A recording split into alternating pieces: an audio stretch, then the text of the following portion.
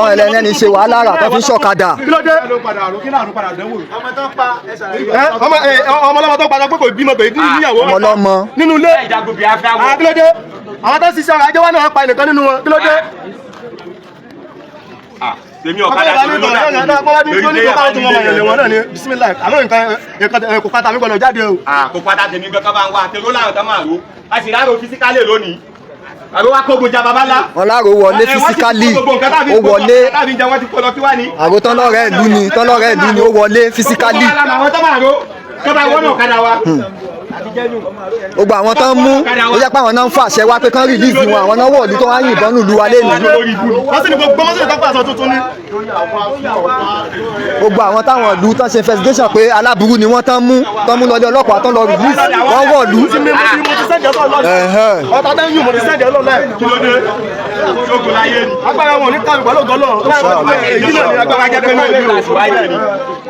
àwọn bọ́ìsì náà ló fèsì ogun àárí kankan.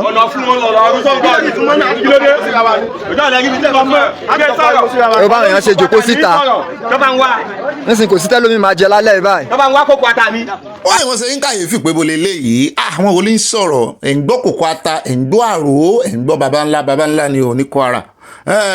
ó ti dé bá wọn báyìí tí wọ́n ti dé bá wọn Nàìjíríà ti happen sí wọn negatively. Inú mi bàjẹ́ lápá kan ṣùgbọ́n inú mi tún dùn lápá kejì. Inú mi ò dùn wípé nǹkan báyìí ń ṣẹlẹ̀ nílẹ̀ Yorùbá ní Kwara ń bẹ̀rùn bó ti jẹ́ wípé wọ́n ti ta Kwara fún àwọn ọmọ Fúlàní ṣùgbọ́n tínú mi dùn sí ni wípé ìkìlọ̀ tí Sunday Igboho kìlọ̀ fún wọn tán ṣe tí kókó tán gbọ́. àtúbọ̀tán rẹ̀ ló wá ń já wọn lógun báyìí wọn rí èèyàn kì í sí wọn rí èèyàn pé àrò Yorùbá máa ń sọ wípé kéèyàn pé téèyàn bá fẹ́ báyàn sọ̀rọ̀ gidi pé àrò àti ọ̀dọ̀fínú rẹ̀ wọ́n fẹ́ kí ọ̀rọ̀ yí ọ kó mọ tó ń ṣe ní jẹ́ bẹ́ẹ̀ ṣùgbọ́n àrò tán wá ń pè yìí olóyè náà ni yóò jẹ́ bẹ́ẹ̀ torí olóyè orúkọ oyè kan ni wọ́n lòun ló ń jà wọ́n lógun ó ló ń gbẹ̀yìn tó ń gbẹ̀yìn gbẹ̀bọ̀jẹ́. wọ́n lòun gangan ní gbàbọ̀dé fáwọn gbogbo àwọn tí wọ́n ń pa wọ́n níbẹ̀ ẹ mọ̀ pé aráàlú tí a fi hàn yín àwọn ìlú tó dá páropáro rèé. àwọn apá àbí táwọn èèyàn tún wá wà ẹgbọ́yé ọ̀kadà tán náà kó wọ́n ṣàlàyé rẹ̀ fúnra wọn. ọmọ Yorùbá ló ń gbàbọ̀dé fún ìran wọn nítorí wípé wọ́n fẹ́ tẹ́ àwọn Fúlàní lọ́rùn nítorí ẹ̀sìn òdì tán gbà wọ́n wá gbà lódìlódì wọ́n fi ń ṣe ọmọ ìyá wọn. àwọn oníṣàjú báyìí lọ o àtàwọn jẹyìn lábọ̀ náà ní kẹ́ ẹ lè mọ bí ṣe ń lọ ní gbogbo àwọn kọ̀rọ̀ oró nílẹ̀ Yorùbá wọ́n ti dé sí yín lọ́rùn wọ́n wù yín kẹ́ ẹ gbọ́ wọ́n wù yín kẹ́ ẹ mọ́ gbà ọ̀rọ̀ Sunday Igboho ń ṣẹmọ yín lára fún anẹ́mi tí ẹ ti sọ wípé yín lẹ́ padà bẹ Igboho ṣá ẹ ríran wò kẹ́ ẹ tí ẹ sọ pé Sunday Igboho lágbára kẹ́ ẹ ní òní nǹkan kan kẹ́ ẹ ní janu lásán ni kẹ́ ẹ lẹ́ lágbára jùlọ ṣùgbọ́n nǹkan kan lèmi mọ̀ tí Sunday Igboho ní ó lákìkanjú kò sì fọ̀rọ̀ Yorùbá ṣeré ó sì máa ń yọjú tí wàhálà bá dé bá ìran rẹ̀ bẹ́ẹ̀ tí ẹ ní òní nǹkan kan ẹyọ kan yẹn pé ìmọ̀ yọjú ìmọ̀ wà available bí àbá ń jẹ ìran rẹ̀ mo gbé fún ẹ̀yin tá a ríra àárín. ó dá ẹjẹ́ kó mẹ́ẹ̀jẹ́ sáré dénú ìròyìn kan tá a mú wá fún yóò ti tó 2 months ní ìsìn tán pa photographer kan tán pa ń pa àyà tán kọ́kọ́ fi òkú rẹ̀ lẹ̀ táwọn ọlọ́pàá bẹ̀rẹ̀ wádìí àmọ̀gbọ́ pé bàbá rẹ̀ náà ti kú bàbá rẹ̀ ti tẹ̀lé. èyí ọmọ tó kú tó fò sánlẹ̀ tán padà nù tán gbé bọ́dì rẹ̀ lọ wọn ti ẹ̀tún kọ́kọ́ jí bọ́dì lọ kò sí justice fún wọn àti rí justice fún o. lẹ́yìn ìwọ̀nba oṣù péréte bàbá náà wọ́n ní bàbá kan ṣubú ni ó kàn ṣubú ó sì gbábẹ́ lọ wípé ibi tó ń tọ́ ọmọdé adúrú owó tó ń ná lórí ọmọ photographer lọ́mọ yìí o. bàbá náà ti dákẹ́ bàbá náà ti lọ àwọn tí Nàìjíríà hápùn sí rèé o àwọn tí wọ́n rí justice inú Nàìjíríà rèé o àwa ń sọ ta láìsọ ọ̀rọ̀ ti bọ̀dà Wàsíù táwọn èèyàn nìkan fi ìdí justice múlẹ̀ látara bọ̀dà Wàsíù. ṣùgbọ́n wọ́n ní rárá kàkà táwọn ò fi gbójú Wàsíù jẹ táwọn ò fojú ẹ̀ gbólẹ̀ wọ́n lójú gbogbo èèyàn Nàìjíríà làwọn ò fi gbólẹ̀ atótónú pọ̀ lórí ẹ̀ àwọn èèyàn sọ̀rọ̀ mo tiẹ̀ láìkí tí Mọ́ráyọ̀ sọ Mọ́ráyọ̀ jáde tán ni Mọ́ráyọ̀ TVC mo gbọ́ pé ó ti kúrò ní TVC ó jáde tán ó ní criminal offence ni bàbá kan náà dé bàbá yẹn ní national security issue ní kinní yìí kì í ṣe ẹjọ́ téèyàn máa ń sọ wípé àwọn tó ń bá a ṣe ẹjọ́ àwọn yálà yẹn wọ́n ti withdraw wọ́n ní rárá wọ́n náà ọmọ Nàìjíríà ní bọ̀dá Wàsíù ṣe. As our federal government don't start their damage control, that's very good. At least, thank God for social media. Now comfort is out. And now, as they do damage control, they don't make my Egbon, sweet Egbon, Kwamwan, aviation ambassador. I hope they will make comfort too, air hostess ambassador, because since they don't show all our Bobby, I think it's better they make ambassador of air hostess too. God bless Nigeria. Well done. At least we dey do damage control now. Ọbọm lẹ́nu. Ẹ má tọ́ ọbọm lẹ́nu. Ìjọba máa sọ̀rọ̀ sínú afẹ́fẹ́ fún yàrá ìyá yín. Orí yín tí ó pè yàn á pè. Ṣé wọ́n ṣépè fún yín ni kẹ́ má rẹ̀ ń tó lálùbáríkà ni? Àlùbáríkà tó yẹ kẹ́ fọwọ́ kàn. Kẹ́yìn kan mú mi sí kọ́lọ́ gbàgbé bless yín. Ẹ wọ́n máa fẹ́ wà ní òkùnkùn tá a fà sínú mọ́dẹ̀. Tí yín máa rún ni. Ó ń ṣe gbogbo nǹkan báyìí ṣùgbọ́n ẹ má. Ó dá o ọ̀dọ̀ bàbá ẹyẹ lajá sí ẹ̀hún ló sọ̀rọ̀ tán yìí torí bọ̀dà Fáyọ̀sí ló kọ́kọ́ sọ̀rọ̀ lórí ọ̀rọ̀ ti Ìyábọ̀ Òjó ti VDM ní bàbá ẹyẹ fi ń fohùn sílẹ̀ yẹn àbú ibẹ̀ torí wọ́n sọ̀rọ̀ kan náà ló ń pa wípé ẹ̀yin máa ń fògùn báwọn ọmọ fipá lòpọ̀ nǹkan kan ló fi wá fohùn yẹn lẹ̀ ṣùgbọ́n àwọn kan ní wọ́n rí ìwá fídíò yìí jáde ni pé kì í ṣe nípa ọ̀rọ̀ yìí gbogbo tí ń sọ yìí kò ní nǹkan kan ṣe pẹ̀lú ọ̀rọ̀ yìí àwọn kan ní ó ní ṣe wọ́n ló ṣe sọ ni àwọn kan ní kì í ṣe VDM ló ń bá wí ṣùgbọ́n VDM ni àwọn tó ń ṣe narration lórí fídíò yìí lórí ọ̀rọ̀ tí bàbá ẹyẹ sọ àbúrò bẹ́ẹ̀ VDM ni wọ́n kó picture sí VDM náà ló ń bá wí èmi wá wo sàkún ọ̀rọ̀ ibi tí mo ti ń ronú làyà náà ti sọ fún mi pé kì í ṣe VDM jàre tó bá jẹ́ VDM ní bá sọ̀rọ̀ yóò sọ lóyìnbó VDM tó dárúkọ rẹ̀ náà ṣé bóyìnbó ló sọ mo wá ní ó ṣeé ṣe kó jẹ́ pé àwọn tí VDM dárúkọ wípé wọ́n sọ bẹ́ẹ̀ àwọn tí wọ́n ní wọ́n sọ bẹ́ẹ̀ tí VDM gbọ́ ó lè jáwọn ló ń bá torí àwọn yẹn gbọ́ Yorùbá ẹ jẹ́ á kó lórí ọ̀rọ̀ wọn justice fún Mohbad gangan làwọn àwọn ẹ jẹ́ kán ṣe rí ọwọ́ wọn tán kán tú àṣírí wọn síta kán tú gbogbo ohun tí ò dáa tí wọ́n ń bò kán fọwọ́ ara wọn tú síta gbogbo wọn pátápátá kò yọ ẹnìkan kan lẹ̀ bọ́ bá ti wá tú tán táyé mọ̀ wọ́n ẹ̀sìn Nàìjíríà náà sì rè wọ́n á disappoint èèyàn torí àwọn oníṣẹ́ ìbàjẹ́ náà máa celebrate abẹ́ ẹ̀ tún rí ti bọ̀dá wá sí i àmọ́ bẹ́ẹ̀ o dẹ́nkù ọ̀rọ̀ ìfá àti ìròyìn ẹyọ kan ṣoṣo tá a gbé lónìí nìyẹn yòókù a kàn fi support ẹlẹ́gbẹ́ẹ̀gbẹ́ ni dẹ́nkù ọ̀rọ̀ ń bọ̀ nínú àkójọpọ̀ ìròyìn lónìí. ó ra ẹja dé Dowen ṣé ẹ mọ ẹran ti fídíò yìí tá a mú wá fún yín lánàá tí wọ́n mú ọmọ kan tí ń kó ìdọ̀tí sí ojú kànáà tó sọ wípé Dowen school ló ń bá ṣiṣẹ́ ibẹ̀ ló ń ti ń ṣiṣẹ́ wọ́n ti Dowen school pa kọmíṣánná Wahab wọ́n ti gbé iṣẹ́ sí lórí ọ̀rọ̀ yẹn wọ́n ti Dowen school àníkà fún yín ní àbọ̀ iṣẹ́ tá a jẹ́ fún yín lánàá. First of all, we boarded this vehicle from Abuja going to Aba Port Harcourt. Some people are dropping at Aba, some people are dropping at Port Harcourt. We boarded this vehicle. This vehicle spoiled at Lube for Abuja. We stayed there almost 1 hour, or more than 1 hour, trying to fix this vehicle. And now this vehicle stopped us here at Enugu SDK. Just look at the roads. Just look at bushes all over. Just look at where these people parked us for almost 2 hours. And now the captain have been calling the management. And all the people in the vehicle have been calling their service time. They are not speaking. Look at what these people are doing. Look at what these people are doing with human life. I'm going to post this video in every social media platform. Both on TikTok, both on Instagram, both on Facebook. I'm going to post this video to support these people. I've had a similar encounter with this vehicle. With this company, got this good motor. I've had an encounter with these vehicles some months back. We boarded the same Abuja going to Aba. These people packed us. And after everything, after they have done fixing with their vehicles, we left Abuja. 12 o'clock dots. That is how we left Abuja. And now the same thing is happening. That I go to Aba. People come sharp. I go to Aba, come sharp. ẹ jẹ́ tètè pe àwọn ọlọ́pàá tàbí kẹ́ ẹ pe àwọn local vigilante tó bá wà ń bẹ̀ kẹ́ ẹ ní kán wá sọ yín mọ́jú tàbí kẹ́yìn gan tètè kú ń bẹ̀ kẹ́ ẹ tètè wá báìkì ìlú tó bá súnmọ́ bẹ̀ yẹn kẹ́ ẹ rèé sinmi síbẹ̀ wo eléyìí tẹ́ ń fẹ́ mi ara yín wéwu yìí ẹjọ́ wẹ́wẹ́ lẹ́ ń ròyìn o 450 nírọ̀lẹ́ ó ti ń gbẹ́nu lérọ̀lẹ́ ló láwọn wà tí nǹkan ìṣẹ̀lẹ̀ làwọn kan wá ń sọ wípé kán fura sí mọ́tò yẹn nígbà tẹ́yìn náà ti wọ̀ lẹ́lẹ́kìíní ẹ̀ wọ̀ lẹ́lẹ́kejì irú ẹ̀ ti ṣe yín kó mọ̀ jẹ́ wípé wọ́n ń ṣàgbọ́dẹ̀ gbà.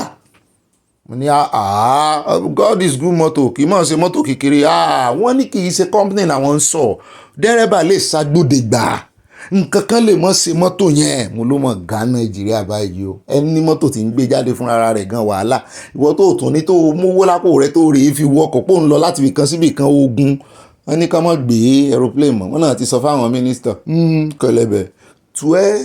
irọ́ wọn ó kàn ń parọ́ fúnra wọn ń firọ́ yírọ́ wọn ń firọ́ wé náà oríṣiríṣi ẹ jẹ́ àpò mẹ́jà sáré débàdàn orúkọ mínísítà tí mo dá yìí ló jẹ́ rántí ìròyìn tá a mú wá lánàá minister of power èmi rè ṣe mistake mò ń pè ní minister of works rárá o minister of power ní o mo ti kọ́rọ̀ mi jẹ́ o bẹ́ẹ̀ bá dénú abala comment section mo ti ṣètò mo ti ṣàtúnṣe wọ́n ti wá down ní ìsinyìí o wọ́n ní sáà reporters ìwọ ló gbé ìròyìn ìwọ ló ń fọ́n ìròyìn tí ò rí bẹ́ẹ̀ kiri tó sì mọ̀ pé àwọn ní àbínsàn àwọn ní plan láti di gómìnà ìpínlẹ̀ Ọ̀yọ́ pé só fẹ́ ba political career àwọn jẹ́ ni tètè yá retract ọ̀rọ̀ rẹ o kò rí bẹ́ẹ̀ o ìwọ tó sọ pé lẹ́yìn ọdún méjì tán di mínísítà náà kọ́ ilé tó lárinrin tó yẹn wípé kò rí bẹ́ẹ̀ o wá lọ wo skeleton ilé yẹn o hàn tí ń gbé ilé yìí hàn tí ń develop ẹ ti pẹ́ o hàn kànṣẹ́ parí ẹ̀ ni o kì í ṣe ìsìn kì í sowó ìjọba náà o àwọn ní owó ńlẹ̀ o ìdílé àwọn lówó o omi sì ti wà nú àmọ́ àwọn káwọn tó di mínísítà mo ní kó tán ń bí ṣe bá a sọ fún olódòdẹ fúnra wọn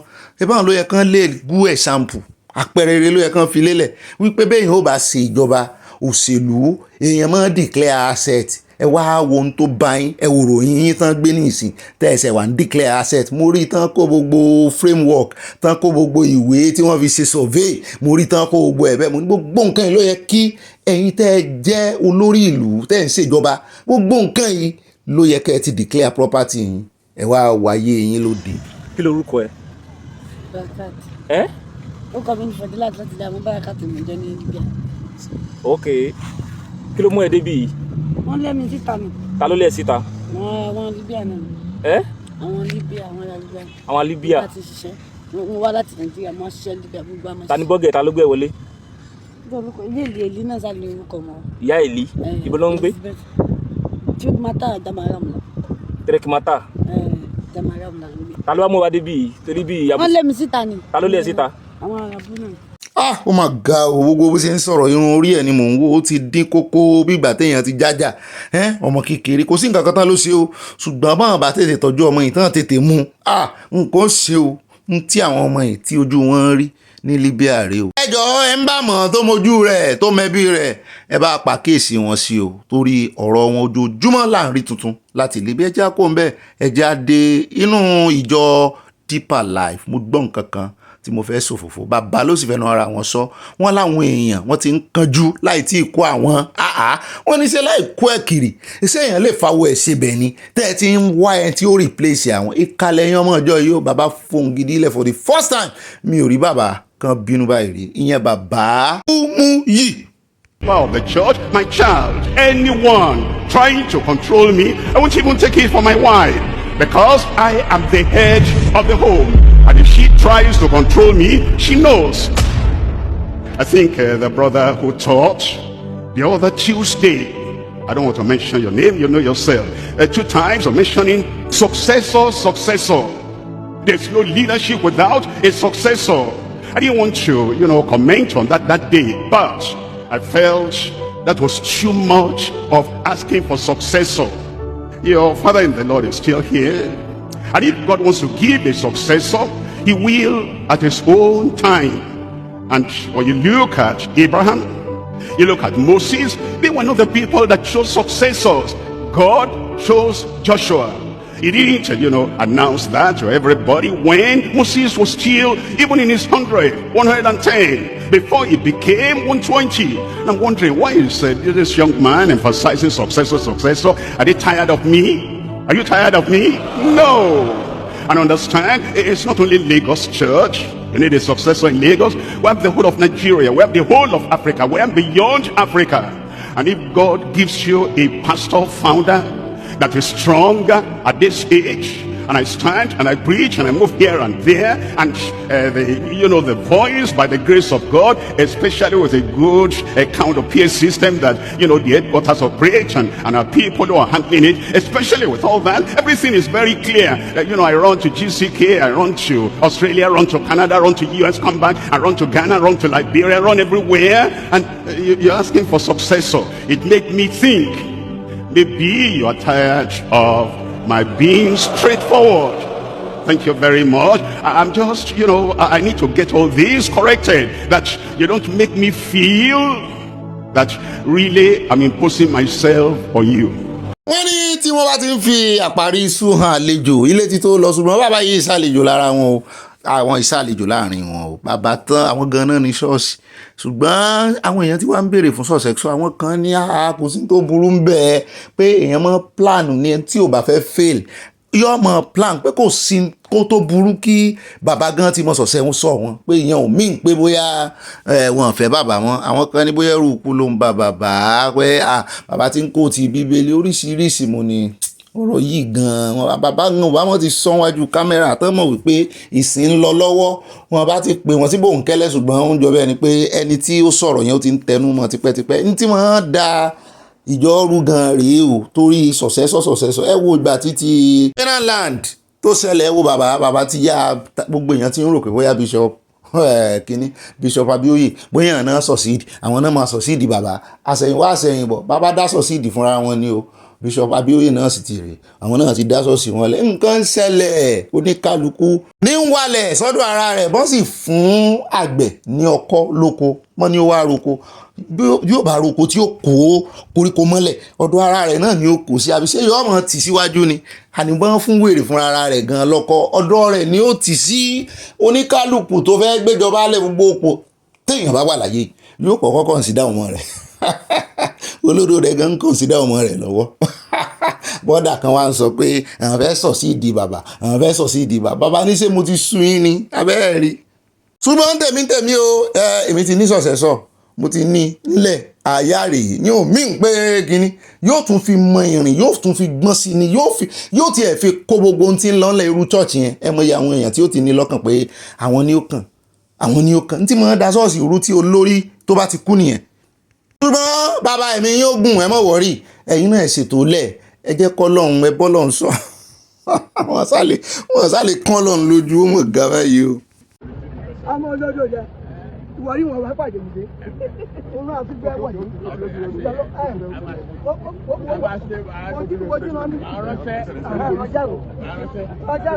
ibi àdúrà fìdáhùn fún bàbá Adétọ̀nà Àwùjalẹ̀ tó wájà tí ààrẹ Tinubu lọ ibẹ̀ ni ẹ̀rí yẹn máa mọ̀mọ́ náà ti dàgbà wọ́n yá ń béèrè ẹ̀tọ́ wọn lọ́wọ́ Olódòdẹ ránṣẹ́ sí àwọn o kálẹ̀mí ni ń bí Olódòdẹ pé ó dàtà ló fẹ́ rán sí mi ṣé gọ́fìnà eléyìí ni kí n lè mẹ́ntì ń dì mú. ẹja kó bẹ́ẹ̀ ká mọ̀ pẹ́jú ẹja wa sáré dé Ẹ̀gbá Rome wa ẹ̀yin ọmọ Lísàbílà ẹ̀yin ọmọ Olúmọ ọ̀dọ̀ Aláké là ń lọ o níbi tí Yorùbá Nation ti ṣe bẹ́bẹ́ ó dà ẹja wo díẹ̀ ń bẹ́ẹ̀ wọ́n ṣe free medical check up oríṣiríṣi láwọn tí ó jẹ́ kí wọ́n mọ presence àti iyì àti ìtumọ̀ òmìnira tá à ń jà fún. wọ́n organize free medical check up fún àwọn èèyàn tẹ́ ẹ̀rí lábẹ́ tẹ́ǹtì yẹn free medical check up bí agbègbè wa ṣe rí eléyìí lákòókò yìí àwọn ọmọ ìfẹ́lódùn àpapọ̀ ọmọ Yorùbá lápapọ̀ a wà ní ààfin Aláké ti ilẹ̀ Ẹ̀gbá. This is Aláké Palace in Abeokuta. Today is 13 Wednesday, August 2025. We are expecting Sunday Igboho Mọ́jàsọ́lá in Abeokuta today. ẹgbẹ́ ìfẹ́lódùn ẹgbẹ́ dáadáa tí bàbá Sunday Igboho náà jẹ́ alága ẹgbẹ́ tó jẹ́ wípé bí ó ṣe dáa fún ìran Yorùbá ni wọ́n ń làkàkà rẹ̀ kiri náà ń bá kiri ara ẹ̀ náà lẹ́rìí ṣé lè yẹ wá àbí ò yẹ wá bàbá ta ló sọ pé kò yẹ wá kí kẹ̀kẹ́ pa kó pa mọ́ wọn lẹ́nu gbogbo narration burúkú tó ń push lórí ọ̀rọ̀ Sunday Igboho àti Yorùbá Nation ojú wọn á tó já àwọn afẹnu gbólẹ̀ bẹ́ẹ̀ ni wọ́n afẹnu fẹ́ra bí abẹ̀bẹ̀ ẹgbẹ́ ìfẹ́lódùn up ìfẹ́lódùn o ìfẹ́ ni ká mọ̀ lò ká mọ̀ bára wa ṣe. bẹ́ẹ̀ ní pápákọ̀ ẹja wa sáré dé ọ̀dọ̀ bàbá tí ń sọ̀rọ̀ èyí lórí ọ̀rọ̀ ti pẹ́là tó ń fẹ́ gba 36 million lọ́wọ́ ẹ̀ wọ́n mọ̀ mú kékeré wọn fi ṣàwàdà o. ẹ gbọ́ ṣé bẹ́ẹ̀ ò bá ṣiṣẹ́ nu Nàìjíríà tí ò bá gọ́ọ̀mẹ̀ntì Nàìjíríà ṣiṣẹ́ tí ò sì ṣe wípé bóyá ó gba ọ́fíìsì síbí kankan orí ẹ̀rọ ayélujára Nàìjíríà kọ́ ló ní TikTok Nàìjíríà kọ́ àwọn ọmọ Nàìjíríà ti sì ń fún ní nǹkan náà kì í ṣe pé bóyá gọ́ọ̀mẹ̀ntì fún ní nǹkan àwọn ọmọ Nàìjíríà ló ń ṣàánú rẹ̀ náà fún ní nǹkan àti TikTok ti ń sanwó fún tó sì jẹ́ wípé kì í ṣe inú Nàìjíríà ní headquarter TikTok wà Nàìjíríà gan ò méèkì owó lára TikTok bá a ṣe ń sọ̀rọ̀ yìí wọ́n ò méèkì owó lára TikTok ṣùgbọ́n àwọn ọmọ tó wà lórí ẹ̀rọ ayélujára wọ́n fẹ́ máa gbowó lọ́wọ́ wọn tó sì jẹ́ wípé gbogbo wa la mọ̀ wípé TikTok gan ti máa ń yọ tax wọ́n ti máa ń yọ tax àti wípé bó ṣe wà yẹn tó bá lẹ́nu gidi tó bá mọ tó ń ṣe tó mọ tó ń sọ TikTok Nàìjíríà òkè yẹn ní owó àwọn tó wà lábroad ló ń bá manage ẹ̀ náà bá sí TikTok ó domicile kó tó lè san kó rè gba lọ́ọ̀yà kan wo bí tí business yẹn gangan domicile sí ṣùgbọ́n bó bá ti ń wà káàntì ẹ̀ wọ́n ní owó tó ń wà káàntì ẹ̀ yóò ṣàlàyé ibi tó ti rí wọ́n níbẹ̀ náà ti mú so wá yẹ kó yẹn tó báyìí bó o ní Èkó ìpínlẹ̀ Èkó gan àbí Nàìjíríà tán fẹ́ gba tax 36 million lọ́wọ́ ẹ̀ bó o náà ṣe arrive àwọn kan ní ohun tó fẹnu ara rẹ̀ sọ lórí ẹ̀rọ ayélujára ló fẹ́ kó bá ẹ̀jẹ̀ àgbọn tí bàbá yìí sọ̀rọ̀ gidi. So a lot of people are reluctant saying, okay, why? Well, then we also have challenge of double taxation. Taxes are imposed on people arbitrarily. So in this case now, this boy is just about 20 years old, born in 2005. The boy is an icon, with about 10.9 million followers, subscribers are in thousands. He's a content creator. The boy he's a hero. And it was not government that made him what he is. He made himself at the age of 20. So, we should see him as a national hero, as somebody that we should, encourage our younger people to emulate. So, it's an icon. It's an asset to this country. But and that's why 36 million naira, without explaining how they got. So we should not discourage people like this to leave the country. Many of them have left. So there should have been engagement. You don't need to be arbitrary. Invite him, even invite his lawyer, and then agree. On a particular, amount of money. Because 36 million is no joke. Though we understand it makes about 20 million naira every week and all that. But then it's not enough for you to just say that, he's making a lot of money, 36 million naira. That is arbitrary. So I will encourage him to go to court if the Lagos State government doesn't want to have constructive engagement with him to challenge, that case in court. So we should avoid arbitrary imposition of a tax regime. Okay. There should be constructive engagement with people so that we can encourage them to pay tax and then Yes, so I just wanted to talk about this issue of this new tax regime that's going to be effective January 1st, 2026. That's January 1st next year. The problem of Nigeria is not taxing the citizens more. That's not the problem of Nigeria. The problem of Nigeria is accountability. Look at all the story about fuel subsidy removal and everything that we were told that once fuel subsidy is removed, Nigeria is going to be great. Look at, they remove fuel subsidy. Many of the governors now get quadruple of what they used to get before subsidy was removed. But now, where's the development? Nigeria is far worse than it used to be. And I can assure you the way that the subsidy removal funds is now being stolen is the same way that the tax regime money is also going to be stolen. Nigeria has, an accountability problem and not a revenue generation problem. And our leaders are the problem with the country.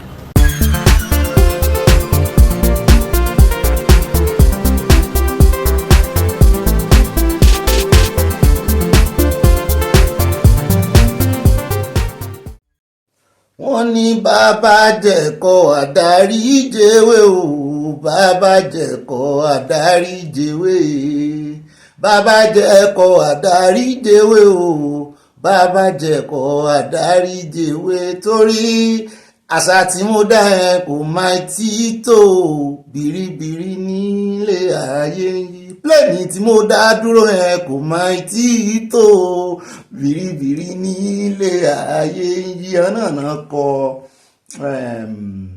ewé orí ìjìmọ̀já ewé orí ìjìmọ̀já o ẹni àbáṣẹ kò foríjìn wá ewé orí ìjìn lájá ewé orí ìjìn lájá ewé orí ìjìn lájá o ẹni àbáṣẹ kò foríjìn wá ewé orí ìjìn lájá. ó dáa sẹ́yìn tí wọ́n ti ń ṣẹlẹ̀ ẹ ti gbọ́ update àbí ká mọ̀ wùlẹ̀ sọ ẹ̀ẹ̀bẹ̀ ká sọ ìgboro ti dàrú in fact ìròyìn ẹyọ kan tá a bá ní òun nìkan láàmú sọ lónìí ẹ jẹ́ n kọ́kọ́ kí ẹ̀yin èèyàn mi náà ká tó mọ̀ wọnú àbàlá mo fẹ́ dènà pẹ̀lú mo fẹ́ gba táìmù yín jù akí ọlọ́run adúpẹ́ lọ́wọ́ ọlọ́run aláwọ̀ ọpẹ́ adáwọ̀ ọpẹ́ padà sọ́dọ̀ Èdùmàrè bẹ́ẹ̀ náà ni mo mọ rírì ẹ̀yin èèyàn mi tọ́lọ́run fi tì mí mo dúpẹ́ gan-an gidi ni ó dà lónìí ọjọ́ 13 nínú oṣù kẹjọ ọdún 2025 mo kí yín káàbọ̀ sínú ìpàdé aláyọ̀ ìpàdé ọlọ́mọlé níbi tọ́mọdé tí mo ọwọ́ta ti ń bá gbà jẹun ibà wí náà ní ibà gbé wọn débẹ̀ ibà ìnànà ibà sárawọlé náà ní ibà kanjọ́ abẹ́ǹkó ibà lọ tààràtàrà tọ́rọ̀ bá ti di ọ̀rọ̀ òtítọ́ àtòdodo torí sàn láàrin ajẹ́nimú ní pẹ̀kọ̀rọ̀ ìmí náà ní ibà fìmọ́ pa wẹ̀ẹ́dẹ́ ibà fi pàkà yín náà rí o ibà kọ̀ǹfàmù ẹ̀ kó tó sẹ́ndì ẹ̀ mọ́ gbèrò ìfọ̀gàn náà ó bá ṣe rí ní owí o wọ́n fi kún mọ́ yọ kó ń bẹ́ bó bá wá ṣe mistake nítorí èèyàn gbogbo wa àìsí ìmọ̀ rìn kórímọ́mì àìsàn lọ́hùn padà wá kó kó wá ṣèṣe èèyàn kó jẹ́ kọ́lọ́run rí ọ wípé o ti ṣàtúnṣe káwọn èèyàn náà lè rí wípé o ò fọwọ́ bò mọ́lẹ̀ torí bó bá ló ti lọ mistake kì í lọ bá wọn àṣìṣe ìmọ̀ padà bọ̀ ó sì mọ̀ dirú dìgbà ni. bẹ́ẹ̀ náà lẹ lè pè mí ní ìbàlẹ̀ jẹ́lì ìbàlẹ̀ bọ̀tẹ́lì torí ọlọ́run tó mọ̀ dìídì tó finú fídọ̀ gbé ìròyìn ọlọ́mọ lé ìkalẹ̀ kò sọ pé ká máa fi bàyàn lórúkọ jẹ́ ṣùgbọ́n òdodo ló fi pinlẹ̀ rẹ̀ fún wa ó sì ní ká máa fi pe àkíyèsí ara wa àti ẹni tá a bá rí tó ń sọ̀rọ̀ rẹ̀ gbé báyìí pé ká má fẹ̀sùn kàn yàn kankan o ká kàn mọ́ gbéròyìn tiwa ní o èyí tójú wa bá tó ká mọ̀ ṣèwádìí thoroughly ká sì mọ́ fi pe àkíyèsí àwọn èèyàn tó bá ń bá gbé wọ́n ń bọ̀ wí níbí wá ṣe kí ni wá defend ara rẹ̀. bẹ́ẹ̀ náà ni ẹ lè pè mí níbi ọ̀páká ọkọ̀ òpèkè ọkọ̀ àwọn 616 ọkọ̀ àwọn mamas kò sàrúgbó ń bí bẹ́ẹ̀ náà ni mò ń jẹ́ ibà ọ̀pàpà parada àyà parada òdò ọ̀gá rẹ̀ parada òdò àyà nù abala comment section abala ẹ̀yìn olólùfẹ́ wa ibà rìn gínìgínní tí kúmíà tí ń kú yùrìn gínìgínní èmi náà ni tíngúmíà tíngú yùrìn gínìgínní tíngúmíà tíngú yùrìn tíngú yẹn náà tíngú wa gbogbo wa lájọ ní abala tá a ti jọ ń tíngú ara wa bẹ́ẹ̀ náà ni ẹ lè pè mí ní ibà gbé wọn débẹ̀ ibà sanuwọlé ibà kanjú abẹ́ ń kóra ibà kéde fún Yorùbá nation káfàtà ó dá gbogbo ilé ìtẹ́rí lábala lérèfé ó ti di àbìsẹ́yìn tẹ̀gún fi sọ ẹja àmọ́ gbẹnu ọ̀nà wọlé kádàmí tútù wájú pẹ̀lú àwọn àkórí ìròyìn bíi summary ni ká lè mọ ojú ilẹ̀ tá a tẹ̀ ká lè mọ bí tá a gbẹ̀sẹ̀ sí ilẹ̀ tútù sí ni ilẹ̀ ò ní gbóná mọ́ wa o. alákọ̀ọ́kọ́ náà àwọn àkórí ìròyìn tòní mo ti láàánú pé ànídé náà pẹ́nu ẹjá lọ tààràtàrà sórí ìròyìn update Brother Wasiu welcome your ambassador. àwọn náà kọrin ewé origin wọ́n sáré dáríjà wọn bẹ́ẹ̀ náà ni wọ́n ti bẹ̀bẹ̀ àyà náà ní kan kágbójúpò ń bẹ́ àyà ti ẹ̀fẹ̀ dá warrior prayer warrior kìíní ilẹ̀ fún ọmọ ní àyà ó ti yá sí ó ti sáré dáríjì náà ó ní bẹ́ẹ̀ ni à ń ṣe ọlọ́run ọba ń dáríjì ni à ń bọ̀ sí pé àwa ń ṣe èèyàn lásán ṣùgbọ́n àwọn tó sọ wípé kí wọ́n gbé Brother Wasiu lọ ilé ẹjọ́ ṣé wọ́n rò pé wọ́n dáríjì Brother Wasiu ó ní kì í ṣe pé wọ́n dáríjì ó ní gbogbo ayé ló ti dáríjì ó ní torí wọ́n ti tọrọ dáríjì ẹ̀sìn ó ní ṣùgbọ́n òfin ni àwọn èèyàn ń sọ pé kí òfin ṣiṣẹ́ ọwọ́ rẹ̀ mo wá ní ṣé wọ́n rò pé òfin ti ṣiṣẹ́ ọwọ́ rẹ̀ ó ní bo ó ní ṣé mi ò gbọ́ ìròyìn ni tí federal government fi léde pé wọ́n ní wọ́n ti dín suspension wọn kù alákọ̀ọ́kọ́ nìyẹn from 6 months to 1 month ẹlẹ́ẹ̀kejì wọ́n fi wọ́n ṣe ambassador wọ́n lélẹ̀ ga o tẹ́ ẹ bá gbọ́n táwọn èèyàn ń sọ àwọn èèyàn kan ní Nigeria miss this opportunity mo lọ opportunity wo wọ́n lọ opportunity láti fi hàn wípé judiciary dáa judiciary ń ṣiṣẹ́ àti wípé láti fi hàn pé Nàìjíríà wà lórí òfin túmọ̀ náà ni wípé kán kúkú ká ọbọ òfin lẹ̀ káwọn èèyàn mọ̀ wípé ẹni tó bá ti ṣe ní tí ò dáa kán mọ̀ bẹ̀bẹ̀ tàbí kán wá àwọn kàtígórì ẹ̀ṣẹ̀ kan bọ́mọ onílùú bá ṣẹ̀ ó jẹ́ wípé ẹ̀bẹ̀ lásán ni ó fi kógojá lórí ẹ̀ṣẹ̀ rẹ̀ mi ò gbọ́rí ìlú yìí pé èèyàn kan já iná kó kàn já iná lásán kó wa mọ́tò kó já iná kán wá fẹ́ penalize wọ́n mọ̀ gbé èèyàn lọ kóòtù lórí pé ó jáná ń bí wọ́n mọ̀ gbé èèyàn lọ́kọ́ wọ́n ṣe tẹ́ẹ̀sì ọpọlọ tó o bá ti ṣe ẹ̀kíní ẹ̀ẹ̀mejì ẹ̀ẹ̀mẹ́ta tó ráwọn kan máa ń ṣe pé ṣe bí wọ́n kàn já point ní ṣe bí wọ́n kàn mú tíkẹ́ẹ̀tì wá ni wọ́n invite ẹni pé kó pàdé àwọn ní saika yaba left wọ́n kọ́kọ́ ṣe àwọn ọpọlọ fún ọ wípé ṣùgbọ́n bí Nàìjíríà ṣe dà náà nù o níbi tí èèyàn bá ti ṣẹ̀ tó ti máa ń rí wọ́ọ̀dù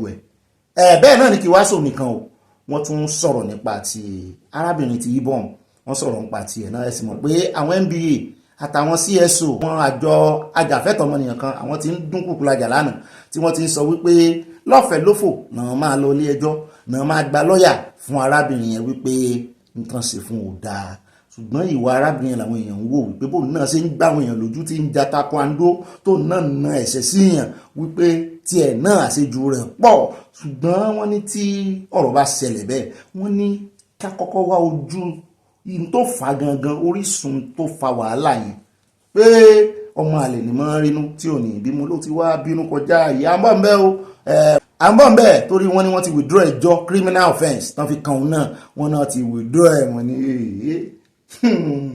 ilé ìlágbára ṣùgbọ́n a gbọ́ lánàá wípé kì í ṣe federal government àbí anybody ló gbé lọ ilé ẹjọ́ náà ṣé bí wọ́n sọ wípé airline yẹn ló pè lẹ́jọ́ tí ẹjọ́ ẹ̀ fi yá kí ló wá dé tó jẹ́ federal government ló ń withdraw criminal kìíní against ẹ̀ ṣé federal government ló gbé ọmọbìnrin yẹn lọ ṣùgbọ́n bàrà wà sí ti ń gara ní ìsinyìí ó pé ẹ̀rọ àwọn ambassador ibi tẹ́ ẹ ti fẹ́ kan àwọn máa gbélébù àwọn tó ń lọ gòlò ń bẹ́ẹ̀ wọ́n tún fi kó ìràwọ̀ àwọn mo ní tẹ́lẹ̀ nǹkan àwọn èèyàn ti expect pé tí ó ṣẹlẹ̀ náà nù ó rà mọ́ ń bẹ́ẹ̀ ẹ̀kúnrẹ́rẹ́ ọ̀pọ̀ ń bẹ́ẹ̀ gbogbo tẹ́yìn náà bá rí sí ṣé ká já mi lórí ẹ̀ ní ṣé ká lò bẹ́ẹ̀ ni pàápàá jùlọ àwọn Haúsá wọ́n ti mo ti rò pariwo Ìgbò ní ó pọ̀ jù àwọn Ìgbò náà pariwo àmọ̀rọ̀ wọn wá o ṣùgbọ́n àwọn Haúsá sọ ṣégè nínú ọ̀rọ̀ mò ń wò pé wọ́n lo opportunity ọmọ yìí pé wọ́n ti pé méjì báwọn ó dà à ń bọ̀ ń bẹ́ o ambassador yín ta ló fẹ́ jọ̀rìn ẹgbẹ́ kwam ti ń fẹ̀ lójú sí o kó má yẹ pé kwam gan-an rè fi jẹ kínní ní Ìjẹ̀bú báyìí mo sọ tán o kínní ni mo sọ sóye kínní wà ní Ìjẹ̀bú gbogbo tẹ́ ẹ bá lè fi dí kínní ẹ fi dí ó dà ẹjá kó ń bẹ ẹjá wa sáré dé Nasarawa níbi tá a ti ń gbọ́ tán sọ wípé àwọn ẹlẹ́wọ̀n 16 wọ́n sá kúrò lọ́gbà ẹ̀wọ̀n mo ní sógiri ẹ̀wọ̀n wo ni mo ní ṣé ó lanú lẹ̀ ni torí wọ́n ní bógiri ò bá lanu aláǹgbá ò lè ráyè wọ̀bẹ̀ ìwọ̀ ọ̀tẹ̀ yìí oníkọta àwọn ọkọ̀ nígbà táwọn kékeré mọ̀ rántí dáadáa mọ́ bóun náà sì sá odidi 16 tí wọ́n sì ṣe ń propose wípé kí wọ́n á mọ̀ tẹ̀ka sáwọn eléyìí ò fẹ́ tẹ̀ka wọ́n fẹ́ dìbò ni ó dà ń bọ̀ ń bẹ̀ agbèyìn débẹ̀ bóyá wọn wọ́dà sí sùn lọ ni yóò jọ yí a bá ti wá kó ń bẹ̀ tán á dé ọ̀dọ̀ dókítà kan ọmọ Nàìjíríà ni wọ́n àwọn ilé ọ̀jọ̀gbọ́n ni wọ́n wá ganu sí máìkì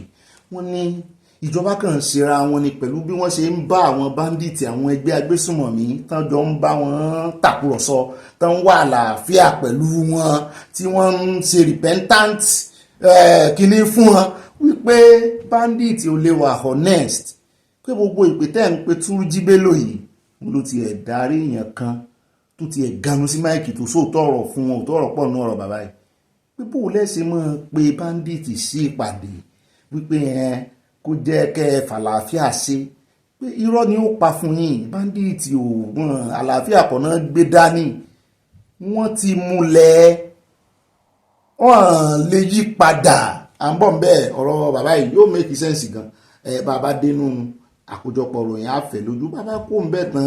àwàdí ọ̀dọ̀ former governor Sokoto Tambuwa tá a sọ pé EFCC wọ́n pè lánàá pé kó wá ro tẹnu rẹ̀ á padà dé ọ̀dọ̀ rẹ̀ ìbẹ̀lẹ̀ ti gbọ́ àbọ̀ tá a fẹ́ fún yín àbọ̀ wà lórí ọ̀rọ̀ Tambuwa níbi tá a ti gbọ́ pé EFCC wọ́n ti fi Tambuwa lẹ̀ o wọ́n sì ti gba béèlì ẹ̀ wọ́n ní kó rè wó wá ṣùgbọ́n wọ́n fi passport ẹ̀ lẹ̀ á jẹ yín lábọ̀ tó ráwa la mú wá fún yín lánàá wípé EFCC invite ẹ̀ lórí owó kan tó ń fẹ̀sùn ẹ̀ kàn pé ó ṣe owó mọ̀kùmọ̀kù ṣùgbọ́n báyìí wọ́n ní wọ́n ti filẹ̀ hùn bẹ́ẹ̀ á mú ìròyìn rẹ̀ wá fún yín àti gbogbo táwọn èèyàn sọ níbi tí Peter Obi náà ti ganu sí máìkì wípé wọ́n kàn fẹ́ máa fi dúnkùkù lajà mọ́ àwọn táwọn jẹ́ olóṣèlú ni tí kò sì sí nǹkan kan tán fẹ́ ṣe wọ́n kàn halẹ̀ lásán ni o à ń bọ̀ ń bẹ̀ lónìí náà ni kò ní dọ́là bàbá kò ń bẹ̀ tán á tún wá fún yín ní update lórí ti padà Gbénga Daniels àti rí fọ́nrán yẹn bẹ́ẹ̀ náà ni a ti rí àlẹ̀mọ́ tí wọ́n ní ìjọba ìpínlẹ̀ Ògùn rè lẹ̀mọ́ ilé yẹn ẹ bá rí ilé yẹn bó sì ṣe ní gidi èmi ò sì rí tán ti ń ṣe construction kankan ń bẹ̀ nǹkan lẹ̀ sára ògiri wọn ó yàtọ̀ wọ́n ní kán stop iṣẹ́ ṣùgbọ́n wọ́n sì construction bẹ̀ ibẹ̀ ni agbẹnusọ padà Gbénga Daniels tán ti ganu sí mike wọ́n sọ lálàyé ìjọba Ògùn náà wọ́n ṣe fídíò wọ́n ṣe lálàyé àmúbọ̀ wá fún yín nínú àkójọpọ̀ ìròyìn. ó dáa ní ríjú báyìí lọ́nà àwọn àkòrí ìròyìn wa ní pápá àpá ẹja àwọn náà abala tí mo tẹ̀lé bóyá ní pápá àpá ẹ̀yà ga ojú sí kámẹ́rà ẹ̀wọ̀ ẹ̀yẹ ẹ̀ṣẹ̀ pọ̀ ẹ̀ṣẹ̀ Mùṣín ẹ̀ṣẹ̀ olóòṣì àṣìnú pápá àpá nìtòní ó dáa mú fún yín ní 1 minute kẹ́ fi róró dáadáa ẹ̀ṣẹ̀ gèlè yín dáadáa mọ́ mi.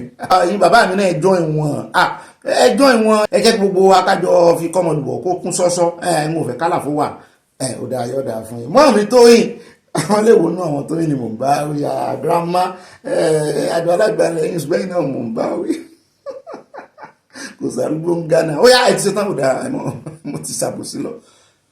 àfi pàkà mọ́ mi grace olùsòótọ́ òdà ó yá ẹ̀já ó yá mi mo rí i pé ẹsẹ̀ dúró dáadáa ń bẹ̀ òní. àfi pàkà káyà fẹ́ sí àfi pàkà òtítọ́ bá náà káwọn ṣàṣejù ó dá o nínú abala àfipàkà wa abala sanáwọlé alákọ̀ọ́kọ́ ń bẹ̀ tá àkọ́kọ́ mójútó Yorùbá bọ̀ wọ́n ní ilé láti kẹsàn-án ròde ẹjẹ́ mú láti Italy ń bí láti kàgbọ́n ẹjẹ́ mú láti tàló ń bí láti bàtà tí ń ka ìròyìn ń ò kí ń ka ìròyìn tàló mọ́ nǹkan kan ló ṣẹlẹ̀ ń tà ló prime minister wa tí gbogbo ayé mọ̀ obìnrin ni wọ́n ní arákùnrin kan ló wà ọmọ Pakistan tí ìmáàmù ni ní Italy bí ó sì ti pẹ́ ń bí ó ti lo more than 30 years bí wọ́n ní ló wá ń ṣe wáàsí ló wá ń sọ fún àwọn mùsùlùmí ẹgbẹ́ rẹ̀ pé kán bá àwọn infidel àná ni mò ń béèrè pé orúkọ wọn náà máa ń pè wọ́n infidel àwọn kèfèrí ó ní kí wọ́n bá àwọn kèfèrí jà gan pé kán ṣe wọ́n léṣe kó wà catastrophic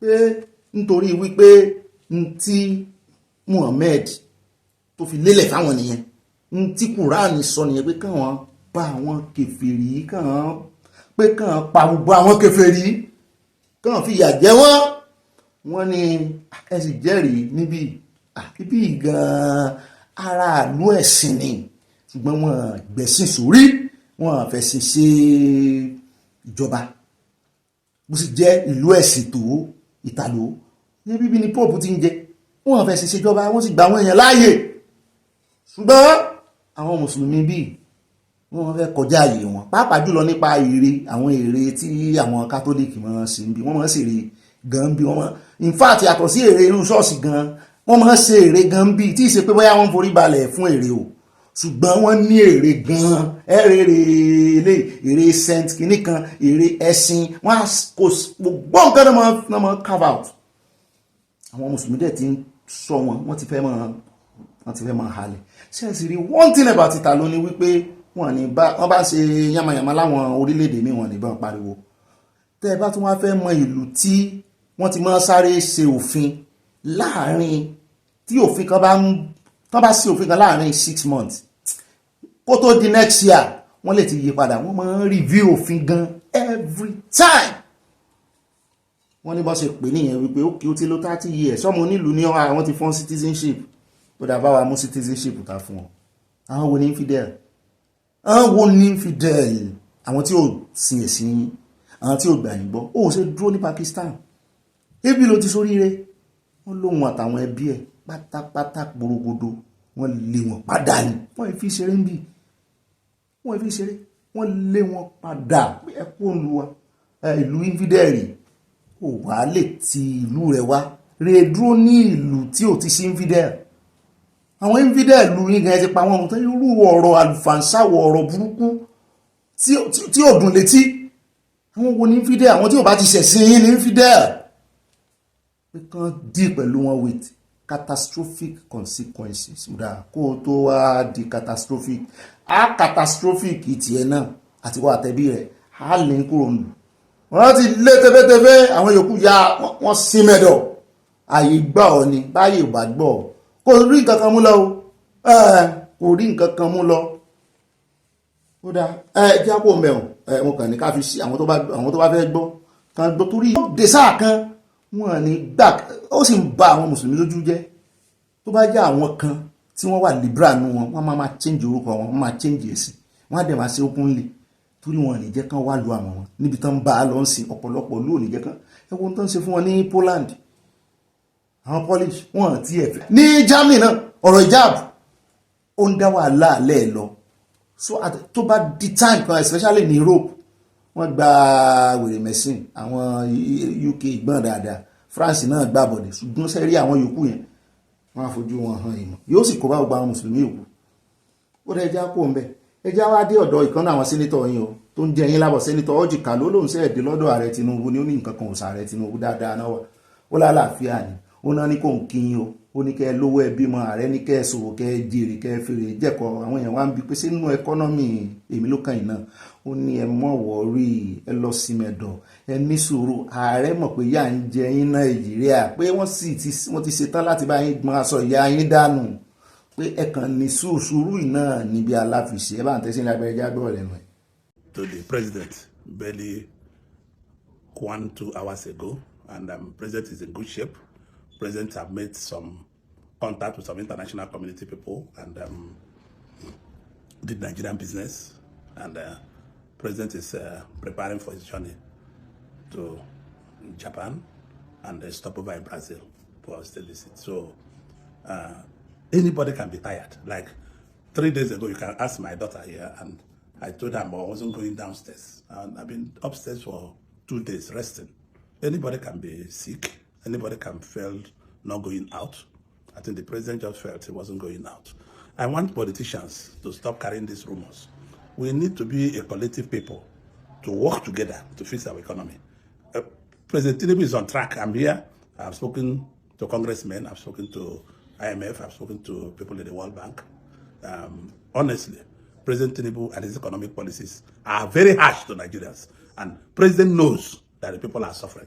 And he sympathizes with them every day. Even when he spoke to me, he told me that his heart is to Nigerian people. But it's a necessary evil, necessary pill that we must swallow. So I know that people are suffering. And the president himself knows that people are suffering. I continue saying this because people are joking with the economic policies of the president. We were a consumption country before. President Tinubu wants us to be a productive country. We need to produce. We need to convert our agricultural products to goods. And I don't see why people are crying. I like him going to Brazil always, because President Lula da Silva saw the same thing many years ago, before he was elected in 2003. And this is how Brazil was. I know that. I was there with President Thabo Mbeki for the swearing in 2003. So I want the friendship of President Ahmed Bola Tinubu and President Lula da Silva to continue, because we are going to gain a lot from that friendship. And I believe that the economic policies of President Tinubu might be harsh today, but it will be better tomorrow. We are doing dash. We are giving everything for free, but Tinubu is bringing back the economy where it's supposed to be. We have done so many good things. I'm part and parcel of this government because, one, the president is my friend. Secondly, I'm a senator serving Abia North. And I cannot distance myself and a ranking member of All Progressive People's Congress. So we are doing everything possible. Nigerian people and politicians should stop these rumors. They should focus on what we are doing. We have done so many goods and will continue to be on track. I don't want to talk too much today. I will speak in the next 2-3 weeks on economic policies. Thank you very much. Endure some pain, and this is what we have gone through. But I can tell you that Nigeria's economy is now on a solid footing, and it is going towards the destination that Mr. President has promised. The $1 trillion economy, we're gradually going there. Food sufficiency, we're going there. Insecurity that has bedeviled this country for a long period of time is being tackled by Mr. President, being tackled by all the governors. The kind of deficit that the governors and the central government is having in terms of resources is also being tackled. You can see that resources are being freed for governors and the central government to have enough for them to deliver the promises of democracy that they've given to their people. I think it's work in progress, but we're happy with where we are going. We think that Nigeria will be better off for it. ó náà lẹ́tí gbọ́ yẹn o ẹ sì tún máa gbọ́ sí o repetition ọ̀rọ̀ yìí sì ń bọ̀ nítorí wípé wọ́n ti ń sọ láti gbà táàrẹ Tinubu ti gbé ìgbésẹ̀ lórí pọ́lísì tó ń fìyà jàràdù tó ń mú ìnira bá àwọn ọmọ Nàìjíríà àwọn náà sì gbà àti ẹ̀gbọ́ pé wọ́n gbà wípé àwọn fìyà jẹ aráàlú ṣùgbọ́n wọ́n ní oògùn tẹ́ gbọ́dọ̀ lò ní torí kí nǹkan lè sẹnu rẹ̀ pé ẹ̀yin ẹni sùúrù dọ̀la nǹkan ó sẹnu rẹ̀ lọ́la ìyá tòní òní náà ni ó mọ pé yóò dàbí ìgbà tí aboyún tí ó ń kérora tí ó ń rọbí pé tó bá ti bímọ tán kò ní sí wàhálà mọ́ pé ẹ̀kẹ́ dúró kàn àwọn ń rọbí lọ́wọ́ ni kàn bímọ pé àwọn tí rómi àwọn tí rẹ́jẹ̀ ó kú kí ọmọ jáde pé orí ọmọ làwọn sì ń wò lọ́ọ̀kan yìí pé ìnira yóò tó lọ pé ẹjọ́ ẹ gbà wọn láàyè kàn mú yín páàsì inú náà yìí torí pé bí wúrà bí ó bá dán ìyẹn góòlù táwọn pè ń góòlù bí yóò bá dán yóò gbanú iná kọjá inú crucible àwọn òyìnbó wọn pè pé kì í sì ṣe ordinary iná tán dábì náà lérú ni pé àwọn mú yín kọjá inú náà lérú bí Ọlọ́run ṣe mú Daniel kọjá lọ́jọ́ sí pé àwọn ò mú yín kọjá ẹ ní sùúrù fáwọn ẹ yé ṣàròyé mọ́ pé àwọn mọ̀ pó ń dùn yín ṣùgbọ́n yóò tó dùn mọ́ yín torí tí làwọn ń ṣe wá dàbí ẹni pé wọ́n mọ̀ọ́mọ̀ kó àwọn ará bíi síta wọn tí ń bá wọn ṣiṣẹ́ lẹ́ẹ̀kan náà ni sẹ́nitọ́ Kálù ló kọ́kọ́ sọ̀rọ̀ yẹn ohun tí ẹ̀ ń kọ́ ó tún parẹ́ ni òun náà ló ń sọ wípé ààrẹ mọ̀ pé àwọn ọmọ Nàìjíríà ń jẹyà wọ́n ń ké ólà pé wọ́n ń ké yàhùn ṣùgbọ́n kí náà ń ké fún ó sọ nú ọ̀rọ̀ rẹ̀ wá ṣé ìwọ wá kẹ́dùn wá bọ̀ Nàìjíríà kẹ́dùn ni àbó wá sọ fún wọn pé kí náà ń pariwo sí pé Minister for information náà lẹ́rí tó náà jáde tó ní ìrọ̀rùn ni ó bá dé wọ́n ní ká mọ promise and fail wọ́n ní kò sí lọ́rọ̀ àwọn ó dà ó lè káàbọ̀ padà bá ti wá kú omi ẹja lọ́dọ̀ igbákejì ààrẹ Tinubu ìyẹn Shettima ọ̀nà mẹ́kù tí tó náà ti gànú sí mike ó gbóhùn sókè ó ní Nigerians have no business with poverty. mo ní kó tún sọ àyà ló wá bá ń ti ògbúfọ̀ rẹ̀ ó ló ní Nigerian has no ìyẹn ọmọ Nàìjíríà ó ní kò sí ìbáṣepọ̀ kan láàrin òkùnkùn àtìmọ́lẹ̀ pé kò yẹ kó sí ìbáṣepọ̀ Nàìjíríà pẹ̀lú àìní àti òṣì. mo ní kí ló wá dé ta nà ebe yìí náà nù kí ló dé tí ìyà ń jẹ Nàìjíríà lábẹ́ ìṣèjọba ẹ̀ ń ganú ẹ̀ ń sọ̀rọ̀ Turkish ship àbí Turkish ship náà ni bla bla bla ship Turkish ship. ó yẹ já wá sáré dé ọ̀dọ̀ Soludo ìkànnù àwọn tó garun sí Mike láìpẹ́ tó ń sọ̀rọ̀ sí Peter Obi gómìnà Anambra ó ti wá lọ sí Aso Rock ó ti wá dé ó lóun rà rẹ̀ ó ní nǹkan kan ò sí ààrẹ ó ní ṣùgbọ́n n tó ń bá wá òun ò fẹ́ káwọn èèyàn mọ̀ òun mọ báwo oníròyìn ṣe mọ òun yọ wá ní àwọn ní bá a ṣe ń yọ sónà là ń yọ gbọ́ ògiri létí kílẹ̀ wá ṣe ń gbà náà ó ní òun kàn wá kí ààrẹ ni pé ṣùgbọ́n òun wà lọ opportunity yẹn láti kúkú sọ tí òun fẹ́ sọ pé òun endorse ààrẹ Tinubu ọmọ ẹgbẹ́ APGA kọ́ ni àbí kí náà pè wọ́n APGA ọmọ ẹgbẹ́ APGA ni ọmọ ẹgbẹ́ òṣèlú APGA ó lóun ti endorse ààrẹ Tinubu pé òun ò defect tóun o inú ẹgbẹ́ APGA náà lòun wà o ṣùgbọ́n òun gbà fún ààrẹ Tinubu òun gbà fún lódòdó ẹ bá ń tẹ̀sí ilé agbára ẹja gbọ́ wọn tó ti bẹ̀rẹ̀ sí fún ọmọ Nàìjíríà ilé ìtò náà ti ṣe CBN governor rí o tẹ́rò pé bóyá lẹ́nu ọdún mẹ́rin ó ti sọ ọdún mẹ́rin tán ó yẹ kó ti sọ Anambra dìlú òyìnbó òun náà tó kó ń bẹ́ẹ̀ wọ́n ṣé ìyà tí ń jẹ àwọn ọmọ ìpínlẹ̀ mìíràn Nàìjíríà kò dé Anambra àwọn èèyàn tí ìgbẹ́ bá ń tẹ̀sí ilé agbára. Supposed to be a private meeting and just to discuss issues about the nation, security, law and order, the economy, and so on and so forth. I just stopped by to see him, and it was quite very pleased to see the president, such high spirit, hale and hearty, seeing people and so on and so forth. That was quite a pleasant meeting. It's not for me to begin to discuss details of, if I go to see the president, I come out and begin to divulge to you what we discussed or not discussed. Okay, so well, these caps were produced even from the time the president visited Anambra State. And you saw all the billboards and all the stuff, proclaiming that progressives are working together. And subsequently, it's a fundamental idea that I believe very strongly, that all the political parties who profess progressivism should actually come on together in a massive coalition, to deepen the process not only of our democracy, but also of economic and social development of our country. And so for me, when I say progressives working together, it's a call for all those who call on that. And then talk about President Bola Ahmed Tinubu. I mean, I don't make any, I have no apologies about it. President Tinubu is my friend, has been my friend, 22 years now. And counting. So you don't deny a friend. I'll begin to be quivering about who is. He is my friend. I support him. And I'm impressed by the bold steps he has taken, particularly in the areas of the economy, the structural reforms. And I have said so severally. We're taking the right steps. Well, you need to stay the course. Well, that's a short question with a long answer. If I have to tell you all the details about what we have done, but it's involved a holistic approach to the issue of security. If you realize, January this year, we passed our Homeland Security Law, which is trying to deal with insecurity from the foundations. See how the deadly native doctors are on their own from the state. Because these are the guys giving false hope and so on to deceiving our young ones and luring them into criminality and all of that. But very fundamentally, we're approaching it very comprehensively, what they call the kinetic and non-kinetic approaches.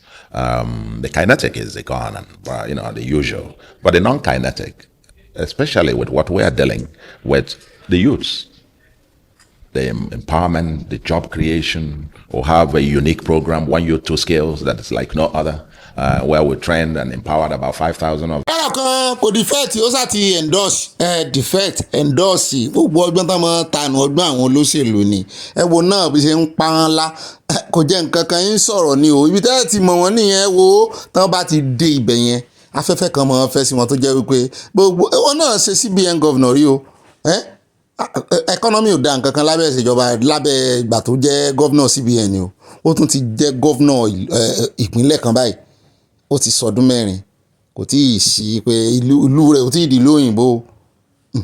ìwáṣọ nìkan ẹjẹ́ àtúnṣáré tẹ́tí ọmọ ẹgbẹ́ SDP sí òun ló ń dìfẹ́ẹ̀tì pátápátá ní sínétọ̀ wà dáadáa ìmọ̀ gbóhùn sókè òun ní halẹ̀ mọ́ àwọn NNPC pé 210 trillion naira tó miss àwọn ò fún wọn lọ́jọ́ báyìí àwọn ń dúró dè wọ́n ẹ ti mọ̀ tí wọ́n dán rí báyìí ó lẹ́nu ọ̀rọ̀ gan inú ẹgbẹ́ SDP ló wà tó ti wọlé ara àwọn tí àwọn SDP ní náà ló tán fi ń gara pé bó tiẹ̀ sì yàn kan àwọn náà léèyàn kan lè gbìmọ̀ aṣòfin ó ti wá lóhùn ṣe mọ́ ó lóhùn fẹ́ defect sínú ẹgbẹ́ APC kò mọ́ òjẹ́ lónà pé àdáni kan jẹ́ àdáni kan mú àdáni kan gbé nù pálọ̀ bí ẹranko òun ti wà nù ilé ìgbìmọ̀ aṣòfin ti pẹ́ òun sì ti bá àwọn APC àwọn akẹgbẹ́ òun tó jẹ́ APC àwọn ti jọ ṣe múlẹ̀ àwọn ti jọ ṣe wọléwọ̀de so ọ̀sẹ̀ ti pẹ́ lára ìwé ó yẹ kó dọ̀sẹ̀ ẹ bá ń tẹ́sí ilé àgbẹ̀ ìjà gbọ́rọ̀ lẹ́nu ẹ̀. Somebody asked me, Wadada, you are SDP and you are always here. I said, yes, this is the home of Nigerians, one. And then politically, I was APC before SDP, and I was APC before APC was eventually formed. And he said, how?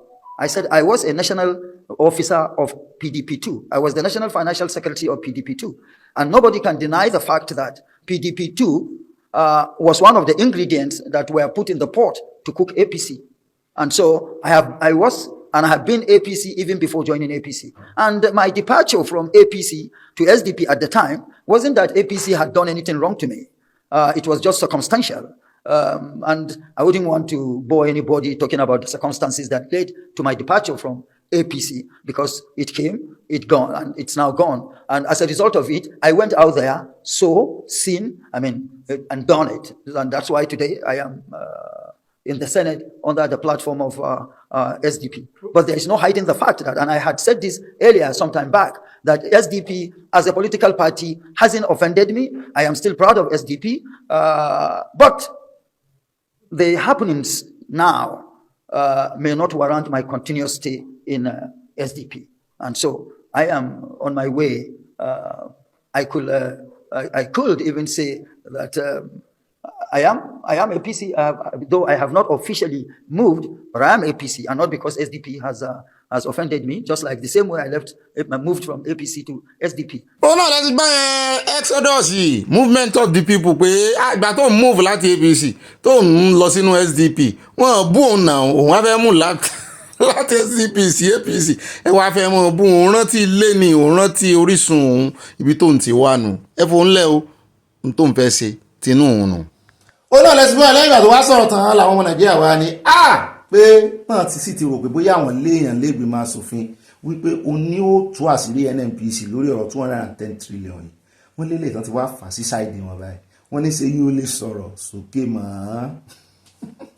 wọ́n lẹ́yìn ọmọ Nàìjíríà gan ẹ̀ mọ́ expect tí ò sí bí bá ṣe expect pé lórí ọ̀rọ̀ Kumuyi ó yẹ kí wọ́n kan prosecute Kumuyi bí bá ṣe expect náà rè kò tí wàá gbọ́jà lójú nìyí ó ti dáná ambassador Nàìjíríà náà ti ń ṣe àwọn èèyàn ti ń dẹ́sẹ̀ tó ti ń fún wọn lóyè tó bá ti rọra bẹ̀bẹ̀ èyí tó sì tún wá ní wọ́n withdraw ẹjọ́ criminal cause arábìnrin ibom tó wá withdraw criminal case kúrò lọ́wọ́ lórí rẹ̀ òun òkú bẹ̀bẹ̀ ṣùgbọ́n àwọn tó halẹ̀ wọ́n náà fẹ́ bá aṣẹjọ́ àwọn òsì ní gbowó àwọn ò dúró tì ó dáa nínú abala sáré wọlé mi ẹ̀já sáré dé sport news lélẹ̀ níbi tá a ti ń gbọ́ wọn ní orílẹ̀-èdè Sudan wọ́n náà fojú orílẹ̀-èdè Nàìjíríà gbolẹ̀ níbi tí wọ́n ti ń díje wọ́n ń figagbága wọ́n fẹsẹ̀ wọn ẹsẹ̀ lórí qualification tournament àdúgbò lẹ́sìn wọ́n pè mí tí mi ìwò bọ́ọ̀lù wọ́n sàṣọ pé gúrùpù tán wà pé wọ́n ń gbá bọ́ọ̀lù láti qualify fún Nations Cup 2025 mo sì ń gbọ́ wọn ní 2024 lẹ́yìn kan ti gbá Nations Cup wọ́n sá sún síwájú 2025 qualification rẹ̀ ẹni tí ó win ní ta ló máa gbégbá orókè nínú gúrùpù kọ̀ọ̀kan wọ́n ní Nàìjíríà okùn máàkì kan tán máa gbá wọ́n ní ṣùgbọ́n ilé ìtàn fìdí rẹmi 4-0 Sudan ló ní 4 Nàìjíríà lóòdo wọ́n ní kódà kan win ní the last game wọ́n ní wọ́n lè lọ orí tí wọn ò gbowó lọ́wọ́ ààrẹ Tinubu kánà náà win ní ìsìn at least tán bá kọ́kọ́ win qualification wọ́n lọ sí Nations Cup tán bá wá gba kọ́ọ̀pù wa àwọn náà lè gba 200 million kan sì fi ilé duplex ní àárín gbùngbùn Àbújá ní Maitama kan fún wọn ṣùgbọ́n àwọn ìjọba ẹni wípé orí wọn ò gbowó orí wọn kọ owó tí wọ́n sì fi jálẹ̀ o wọ́n ní ẹ̀mọ́ ẹ̀sìpẹ́ẹ̀tì wọn o pé géèmù ẹyọ kan tó kù tàn fẹ́ gbá gan àwọn èèyàn ò fọkàn sí mọ́. ó dá owó ẹja tẹ̀ wájú o nínú abala tí a náà wọlé ẹja sáré dé Bauchi níbi tá a ti rí tí àwọn ọmọ federal poli kan yarí wọ́n ṣèwọ́de wọ́n ní ẹ̀mí àwọn òde mọ́ wọ́n láwọn ò rí èèyàn dáàbò bo àwọn ọmọ láwọn èèyàn ti àwọn ilé òtí ẹ̀mọ́ gan kí ló ṣe yín ẹ sọ̀rọ̀ wọ́n ní wọ́n ń jà wọ́n lólè wọ́n láwọn olè àwọn robbers àwọn alọ́kólóhùn kígbe wọ́n ní wọ́n á dẹ̀ tó báyìí ní gbogbo hostel to hostel wọ́n á dẹ̀ máa rọ́ọ̀bù àwọn á dẹ̀ pé ọlọ́pàá ò sì ní dáhùn àwọn ò ní rí army àwọn ò ní rí civil defence àwọn ò rí èèyàn kankan wọ́n gba fóònù lọ rẹpẹtẹ wọ́n gbowó ẹlòmíì gan yáwó nílẹ̀ fọ́ǹdì wọ́n kó wọ́n gbà lọ́wọ́ rẹ̀ pé ẹlòmíì gan wọ́n ṣe transfer lórí owó ẹ̀ lórí fóònù ẹ̀ wọ́n ní kó sí àpù báǹkì ẹ̀ ó sì transfer sí wọn kó tún tó gba fóònù ẹ jẹ́ àgbọ̀ bó ṣe lọ bó ṣe ń para. Yesterday night, armed robbers marched into male hostels and broke more than 100 students, broke their phones and their laptop. Even me, I'm a victim yesterday during the daytime. They stole my bike at the director's office. I parked my bike at the director's office, entered the director's office. Within 3 minutes, I came out. My bike was not there. What happened is that we are in our room, 2 a.m. by this midnight. So these people, they just come from inside the bush. They just come inside the bush, like from the bush, they enter our hostel, then they start banking the door. No, we are not safe. We don't have securities. A lot of people will be saying that this is federal school, we will take care of you, we will do that. It's a lie. It's a lie. ó náà lẹ́sìn bí ọlẹ́nu wọn ṣùgbọ́n àwọn Nàìjíríà ní ẹ̀mọ́ dúpẹ́ ẹlẹ́ngbàánú gbé wá yọ sí yẹn dúpẹ́ tán jín gbé kánà ti jín gbé tó ti ń béèrè 500 million lọ́wọ́ àwọn obìnrin ẹ̀ ní wọ́n sọ báyìí ṣùgbọ́n àwọn student jẹ́rìí ẹ̀ ń bá ti lọ tó ti ṣe student rí àlùtẹ̀mí àlùtà inú wọn náà wà wọ́n jáde sí àwọn ṣèwọ́de làwọn ọlọ́pàá náà tó yẹ kí wọ́n ra control bọ́n ṣe ń ṣèwọ́de náà bá tún bu epo sí petrol ṣùgbọ́n ẹ jẹ́ agbọ́rọ̀ lẹ́nu deputy register wọn ó tẹnu àbùkù lọ àwọn ọlọ́pàá wípé wọ́n control crowd yìí dáadáa. Security situation is everybody's situation, and the management of this polytechnic is always ready to see how best it can give protections to our security. Unfortunately, this is the first time we experience this situation, and we are praying that it should be the last time that we experience this situation. Mr. CP, we appreciate you, and other security apparatus in the state. We will always call on you, and please, we need your best professional advice. But sometimes approach to certain issues has to be listened. Some of your men, please, they need to be also educated in handling student situations. We are trying to bring peace, and if you can see, the number of the police force that were being deployed by the Commissioner of Police has started bringing sanity, and you see what our vehicles are traveling out of the state because this is a highway that you can travel up to Plateau State. The student union leadership later agreed to stand down, but demanded the release of their arrested colleagues. To collect our students that are in the police force, we cannot sleep today. Our students are not going to do this. Eléyìí jẹ́ ara àwọn nǹkan tó máa ń ṣe mí kàyéfì lórí ọ̀rọ̀ àwọn ọlọ́pàá Nàìjíríà ńgbà tí àwọn ọ̀daràn wá tán fẹ́ wá sí wọ́n sùtà wọ́n rí yín o sí ń bẹ̀ o wọ́n wá ṣiṣẹ́ láabi tán àwọn ọmọ wá jáde wọ́n sì ìwọ́de tán ṣe náà pé wọ́n ké pè yín ni o pé ẹ wá ṣàánú àwọn o ìgbà tẹ́ tún máa lọ bí ìwọ́de at the end of the day àwọn ọmọ ilẹ̀ tún arrest ìyá méjì ń jókòó gbẹ̀gán Nàìjíríà o àwọn tó ṣiṣẹ́ láabi ó mọ̀ fi rẹ́rìn tán bá ń wò ní báyìí àwọn ọmọ ilẹ̀ tún arrest ó lágbára o.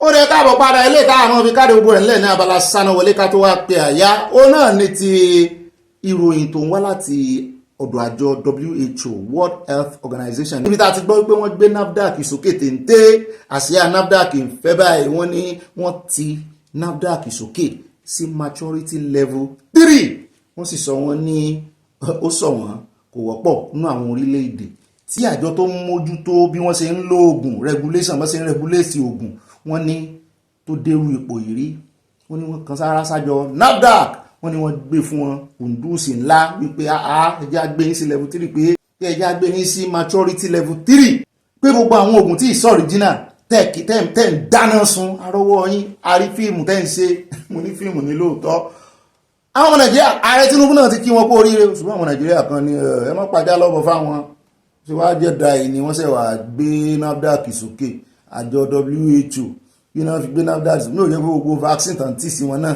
wọ́n kàn ń gbà náà ni wọ́n yẹ kankan wò ti GMO wọ́n ní ṣe ìṣòro ti GMO tàn tí ìsagbádá Nàìjíríà tí NAFDAC jáde ní last week pé ní GMO ó dáa fara náà kọ́kọ́ ń dẹ̀mú ẹ wọ́n ló dáa tán báyìí kò pọ̀ sẹ́ẹ̀kan síra wọn náà gbé wọn sí level 3 mú ní ó lè mọ́ jóun ó lè wọ́n ní wọ̀ ìṣá There is no country that that should manufacture vaccine without maturity level 3. Because if you don't have international standards, what are you going to manufacture? Where do you start? That is where the collaboration between PCN and NAFDAC came in. It has made us stronger in the world. Where strategic policies directions are made, these two bodies are together on the table because they are not just being made for the agencies, they are made for Nigeria. We are ready in terms of what is called the ninth module or function of global benchmarking is called lot release. It's for vaccine lot release. When they came for benchmarking last year, they looked at our books. What have we done in terms of preparation for lot release? We've almost finished everything. There is this agreement to the fact that PCN, NAFDAC will regularly even come freely into the market. Before, when they say you are coming, I mean, they will close and run away. But now they are ready to open their doors because they know that they are now under the radar of regulation. Interpol has capacity to bring down any website in 194 countries. Incidentally, we have had one situation we reported and it was taken on. In the course of inspecting those facilities, indeed, you need an expert. You need an IT expert because many a times when you go to their place, what you see in the front end may be different from what is at the back end. So you need an IT expert, and that's how we conduct that inspection. ní ẹ wo ẹ jẹ́ àfi wọn lẹ̀ wọ́n sá ti gbé wọn sí maturity level 3 kí ló fẹ́ dà fún ọmọ Nàìjíríà gbogbo oògùn tán sọ pé wọ́n regulate èwo Nàìjíríà ń ṣe ń bẹ èwo ń bẹ ṣùgbọ́n kàgbé fún NAFDAC náà ni wọ́n bá o torí aríbọn ṣe wọ́n jó àwọn oògùn táwọn ọmọ Ìgbò wọn kó wọlé ẹmbásì fẹ́ lóògùn pé kí ara ń dá tó sì tún lọ ń lòlòkulò tó lọ ń kó sọ́ọ̀kì jẹ mo rí kan tán ti ẹ̀ sóò fún wa lọ́jọ́ sí wọ́n ṣe já oògùn pí capsule ni wọ́n sì ń kó píìnì jáde ń bẹ̀ mú ní ṣé ai náà fi ṣe léyìí àbí wọ́n kó píìnì sínú kìíní yẹn lóòótọ́ kọ́lọ́ ń ṣàánú wa o bí ká ti ra capsule ká ti lò ní àìsí ìwò àbẹ́yìn ó wà náà tú capsule sínú kìíní. àárín ìjọba lọ́nà abala ti sáná wọlé ní pápá àpò ẹ̀jẹ̀ invite àyà táyà wá gbé wa débẹ̀ ní abala comment section abẹ́lẹ̀ yìí olólùfẹ́ wa ọjọ́ ń solókun àyẹ̀wò pápá download. mo tún kí ẹ̀yin olólùfẹ́ akáàbọ̀ sínú abala comment section abala yín mọ́ mi rí Scott Adigun mo tún ti rọ́wọ́ yín bẹ́ẹ̀ tí wọ́n sì lóṣooṣù rí o wọ́n fi £5 sọ̀wédowó YouTube wọ́n ní fa àyà èmi ò fowó rẹ sápò owó rẹ náà rí mo ti fún wọn mo ti fi jíṣẹ́ ẹ ṣé o àbùdí ń tolókun àbùdí ń tọ lọ́sà ní mo bí tẹ́ ti mú o láṣẹ ọlọ́run ẹ̀ sì wà nímú níbi tẹ́ ti mú náà kẹ́ ẹ mọ́ fi wo àìsàn ọlọ́run ò ní gbà láṣẹ ọlọ́run Èdùmàrè ẹ mọ̀ ní sí ẹ mọ̀ pọ̀ sí ẹ mọ̀ ga sí Jésù Olúwa wa àmín. ẹ já lọ tààràtàrà sọ̀rọ̀ mọ́ mi Jẹ́mílà Àgbàjẹ́ wọn ni ó mọ̀ sí o Nàìjíríà rí ibi tí Nàìjíríà bá wa dé báyìí. Mọ́mí Mọ̀dínà Solomon wọ́n ní I saw a video where the lady was asking the aircraft staff to let her exit from the aircraft but she was refused to exit. Don't know what happened after that. Ask around, you will see the video. Mọ́mí a tún lò ń bí bóyá bí náà lẹ ti rí a ti lò lẹ́ẹ̀mejì ń bí. At Adesola Olutoyin Sunday wọ́n ní Ọ̀gbẹ́ni Bobby aládàálẹ̀ ní yín o kí mo dálẹ̀ o wọ́n ní òrìṣà jẹ́ ń pé méjì obìnrin ò mọ̀mọ̀dínú bàbá wa fi kọrin bàbá wa Barrister èwo nínú àwa Olúwatóyìn lẹ́ ń pè ní ìyàwó kékeré ká tó mọ irú ìjà tá a bá yín jà o ire o grandma àwọn ìbejì láti UK wọ́n bú sẹ́rin àwọn tẹ̀lọ́ọ̀sì àti nǹkan parí mọ́ mi mo rún Adébọ̀ náà ti bọ́ sábẹ́ kọ́mẹ́ǹtì wọn ní. tí Ọ̀gbẹ́ni Bobby mi tó tọ́ my darling ti bá yín o àjàdí aláya púpọ̀ èmi nù. àti dọ́dọ̀ ó fọ̀ ṣeun wọ́n ní hello Mr. Bobby, it's so sad that the man died on the field like that and I am sure if CPR is done on him he might survive, so if rescue team will teach the official CPR, but I know people will just stand and be crying and shouting. It's sad. From Philly, Pennsylvania. What a love sí ẹ 30 years sọ yẹn dà àwọn tí máa ń mú fóònù jáde nǹkan tán wàá máa rìkọ́ọ̀dù ẹ̀ èèyàn sì ń kú lọ ẹ̀ lé dóòlà rẹ̀. mọ́ mi títí láyọ̀ wọ́n ní Ọ̀gbẹ́ni Bobby ẹ̀kú iṣẹ́ ìlú ẹ̀dẹ̀rí yẹn sọ ò wípé kí wọ́n lẹ stíkà chọ́ọ̀chì wọn sí ẹ̀yìn mọ́tò tí wọ́n bá klóònù mọ́tò wọn ò lè klóònù stíkà wọn náà lè klóònù ẹ̀ o. wọ́n gbádùn ìròyìn wa lójoojúmọ́ ìròyìn wa ni o ẹ ó dá bẹ́ẹ̀ ṣe àpèmọ́ra ẹni la pé Tèmídire wọ́n tẹ lọ́ọ̀fù sí a o lọ́ọ̀fù wa náà rí o ayọ̀ dá fún mọ́ mi títí láyọ̀. Mọ́ mi Dorcas yálò mo sì dọ́dọ̀ yín ijó lẹ́fi pàdé wa wọ́n ní mò ń jó sí orin báskẹ́ẹ̀tì bọ́ọ̀lù ní òkè basketball eré fẹ́lẹ́lẹ̀ tó bá gba síbí wà tún gba sọ́hùn èmi kẹ̀dẹ̀rẹ́ mò ń jó kìsà mò ń gbá kìsà bá wa barrister náà fi kọrin. Mọ́ọ̀mí Queen Esther wọ́n ní the local airline stars are not well trained. Bẹ́ẹ̀ ni ó jẹyọ lára wọn àkẹ́bàjẹ́ ń gbogbo wọn. At Ọmọlẹ́wà Adésọlá wọ́n ní Ọ̀gbẹ́ni Bobby ibà pọ̀ ibà Kùndùsì ibà sojú abẹ́ní kò ọkọ̀ àwa sweet grammars. Ẹ kú iṣẹ́ o Mọ́ọ̀mí ọ̀dà fún grammar mo ní wá yín tí o ẹ pẹ́ fún wa o you will continue to be relevant amen. Àtàwọn ọmọ yín náà Mọ́ọ̀mí ìkákanlẹ̀ náà sí mi mẹ́rin yòókù ní dáadáa kọ́mọ jẹ́ ti yín love you and I always èmi náà love yín.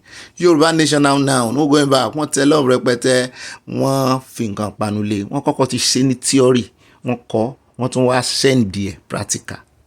At Fúnmilọ́lá Bello wọ́n ní Ọ̀gbẹ́ni Bobby ibà kéde Yorùbá nation káfàtà nǹkan ò ní iṣẹ́ mi rẹ̀ àmì ò hàn mí ò àtẹ̀yìn náà o and àyà love you so much wọ́n tẹ love sí a mẹ́ta lọ́kàn náà fi ṣe Ọlọ́run bàbá Ọlọ́run ọmọ Ọlọ́run ìmọ̀. At Ọlátúndé family wọ́n ní well done Bobby Paul people get partial judgement in Nigeria ẹ láti rojú ayé báyìí. At Fumbo Okunowo wọ́n ní my Bobby Mọ́ọ̀mí you are my Fumbo wọ́n ní ìbà Yorùbá nation no going back God bless Yorùbá nation amen ìbà cheese mo ṣe olóṣè pọ̀ wọ́n tẹ lọ́ọ̀fù sí a àti nǹkan àpanu wọ́n bú sẹ́rin ayọ̀ yín ò ní dìbànújẹ́ lórí mi àti gbogbo ohun tó ń dùn yín nù. At Dọ́lápọ̀ Akins Mọ́ọ̀mí ní Mr. Obi mi ní tòótọ́ nìkan náà máa ń fi ní tòótọ́ sí àwọn míì máa ń pè mí ní Bobby mi tòótọ́ ṣùgbọ́n táyà bá ti rí ní tòótọ́ Mọ́ọ̀mí Dọ́lápọ̀ Akins ni wọ́n ní ṣé àwa ó bẹ́ẹ̀ ni gbogbo aláwa àwa òkè ìgbẹ́kẹ̀lé ni asán ni o put your trust in the Lord because he cares for you ire o my brother Dolly from Dallas Texas peace àlàáfíà mo ti dọ́dọ̀ Mọ́ọ̀mí Tóyìn Adéoyè wọ́n ní ẹ kú ètò Ọ̀gbẹ́ni Bobby àti àyà àti à ibà Ganusi one of ìpàdé ọlọ́mọ olùfẹ́ ṣeun ibà kéré ìròyìn fún gbogbo Yorùbá nation káfàtà thanks yóò máa ju yín ṣe o láṣẹ Ìdùmarè àmì o Yorùbá nation going back from Florida USA wọ́n ju kíìsì sí mi nìkan mo ní wọ́n kó nǹkan panu ránṣẹ́ mo lè pín yẹn pẹ̀lú gbogbo àwọn táwa nù lé wọ́n tẹ lọ́ọ̀fù sí a lè pín yẹn náà ire o ire kàbìtì ó dá ẹja tibẹ̀ ká bọ́ sọ́dọ̀ ọba mi làjàlá wà wọ́n ní this is minister for power not minister for works ẹnu mi yọ̀ lánàá mi náà tún news yẹn ọba ẹ̀ mọ́ ni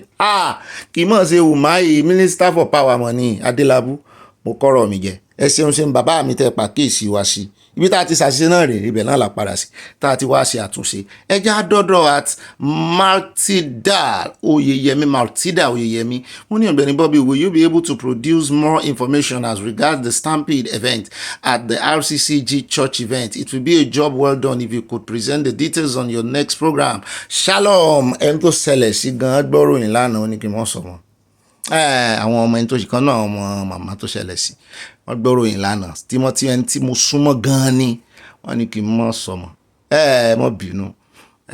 Bẹ́ẹ̀ náà ni ẹjẹ́ wá dé ọ̀dọ̀ bá mi Rahim Yusuf wọ́n ní àbọ̀ orúbọ Ọ̀gbẹ́ni Bobby ó lè oníjìbìtì ní gbogbo àwọn àgùntàn Jésù àwọn wòlò àgùntàn Jésù gbogbo wọn kọ́ bá mi ẹ̀yẹ́ kó gbogbo wọn pọ̀ mọ́ ẹ̀kan àwọn kan ni ò dáa ẹ rí i pé bàbá ń sọ̀rọ̀ àmọ́ là èmi náà wà lára àwọn àgùntàn Jésù o Mọ́ọ̀mí Moron Adébọ̀ náà sì wà ń bẹ̀ wọ́n ní ẹ ṣeun o ó rẹ̀ já lọ sọ́dọ̀ Mọ́ọ̀mí Mọ̀dínà Solomon wọ́n ní the aircraft staffs are highly unprofessional with their behaviour. Did they know the meaning of phone on airplane mode? Such a sad case. Wọ́n sáfẹ́ kan kó pa fóònù ẹ̀ òun ló ti fi sí airplane mode ó lóun ti fi sí wọ́n tún máa ń pè lóko kan airplane mode ní kọ́kọ́ ó jọ bẹ́ẹ̀ ni pé wọ́n tún máa ń pè ní flight mode wọ́n sáà lóun ti fi sí ṣùgbọ́n àwọn ní dandan kó pa ni ó dá ọ̀rọ̀ sáà ti bẹ́yìn yọ báyìí abẹ́ẹ̀ gbọ́ kúlẹ̀kúlẹ̀ nínú ìròyìn lónìí bẹ́ẹ̀ náà ni at Malik Lawa wọ́n ní what do you expect an Igbo person to say about another Igbo? If Wasiu was Igbo, not one person will make a bad comment about him, but Yorùbá wọ́n láwọn ọmọ ìran kíran Igbo náà bá wí o Mọ́ọ̀mí Moron ló sọ bẹ́ẹ̀. ẹjẹ́ àdọ́dọ̀ Mọ́ọ̀mí Dorcas jálẹ̀ wọn ní ìbalẹ̀ jẹ́lẹ̀ ìbalẹ̀ bọ̀tẹ́lì ìbájú adébẹ̀ sójú abẹ́ǹkó wọn kí wa ni wọ́n juwọ́ sí wa lọ́ọ̀kan. at fun made braiding wọ́n bú sẹ́rìn wọ́n ní ṣe ni mò ń yí nílẹ̀ nígbà tí ó sọ pé díẹ̀ ló kù kí wọ́n fi mọ́tò pa yín nítorí ìrere ìdajì please give us Fuji wọ́n mi ẹ láìkì ìborùn fẹ́ kájọ gbé ìborùn ó dáa á sọ díẹ̀ bẹ́ẹ̀. at Jeremiah Obaníṣọlá bá mi dáadáa wọ́n ní ibà gẹ̀ẹ́sì fọ́lé onírọ́kà avatar church na business and the business belongs to God to the GO who dey God of men not men of God ṣìkè náà ẹ ṣeun ṣe ń bá mi. Jésù gan-an ó ti sọ ó ní ìgbẹ̀yìn ayé oríṣiríṣi nǹkan ni ó ṣẹlẹ̀. wọ́n pásọ̀ ló wọra wọn ràn àbí mọ bá a ṣe mọ́ sábà tá a mọ́ bọ̀wọ̀ fún pásítọ̀ tẹ́lẹ̀ wọ́n ti lùsì ẹ̀ gan-an ní ìsìn o pásítọ̀ tó bá máa gba ọ̀wọ̀ ní ìsìn ajélè tó jẹ́ kó stand out láàrin gbogbo wọn tí ò bá wọn lé prosperity tí ò bá wọn ṣe gbogbo nǹkan ṣe yóò sì pẹ́kẹ́ torí àwọn èèyàn ò fẹ́ gba pásítọ̀ gbọ́mọ́ ọ̀pọ̀lọpọ̀ wọ́n ti bá sẹ́yìn jẹ́ jù wọ́n fẹ́ gbá wọn ti ẹ̀fẹ̀ respect wọn mọ́ so pásítọ̀ tó bá máa hẹ́ni respect ní ìsìn ẹ̀mí mímọ́ gan-an ni ó gbé respect yẹn jáde táwọn èèyàn ó rí pé eléyìí yàtọ̀. bẹ́ẹ̀ náà ni àtàríkẹ́ ògùnyẹmí mọ́ mi ní àtàlájà àríkẹ́ ògùnyẹmí ẹ kú iṣẹ́ ṣàjíǹde ara máa jẹ́ ṣàwà mí o ẹjọ́ arákùnrin tó fa bra kọ́ńfọ́ọ̀tì tí ọyàn méjèèjì fi jáde síta tí ó dáa bẹ́ẹ̀ obìnrin ló sì bí òun náà kó dáa bẹ́ẹ̀ àtòrí ẹ̀ náà láṣẹ obìnrin gan ló wá fà kí ìtún wá sọkùnrin obìnrin kan náà àwọn obìnrin yẹn ló fà. at ìṣọ́ àdé bá mi ní àyà tí mọ̀ nípa aṣọ gẹ́ẹ̀yì níbi tí wọ́n ti máa ń so pọ̀ lábẹ́ ẹ mọ̀ dá àyà lò. at mọ́ mi ráfíà àti yòówà wọ́n ní I never in the plane that they said that we should switch the phone off. They always told the passengers to put their phones on airplane mode. You don't need to turn off the phones. Àti Tóyìn Adéoyè mọ́ mi dáadáa kíní méjì lẹ́ ń lò ní handle méjì mo tún rí kan níbi òkè ilé ilẹ̀ fi ṣe membership wọ́n ní Ọ̀gbẹ́ni Bobby they are so sad for Nigerians ti gba wèrè mọ́ ẹ̀sìn wọn why don't they go to etí òkun to be shouting Orímọládé kí wọ́n wá dán wò ní Amẹ́ríkà nínú àgọ́ ọlọ́pàá ni wọ́n ti máa parí ìjọsìn wọn why disturbing your neighbors for serving your God ó ga ọ wọ́n tẹ lọ́ọ̀fù sí àti nǹkan panu àwọn tó máa wà lórí right bẹ́ẹ̀ yẹn pé báwọn ń sin Ọlọ́run ni báwọn ń ṣe ariwo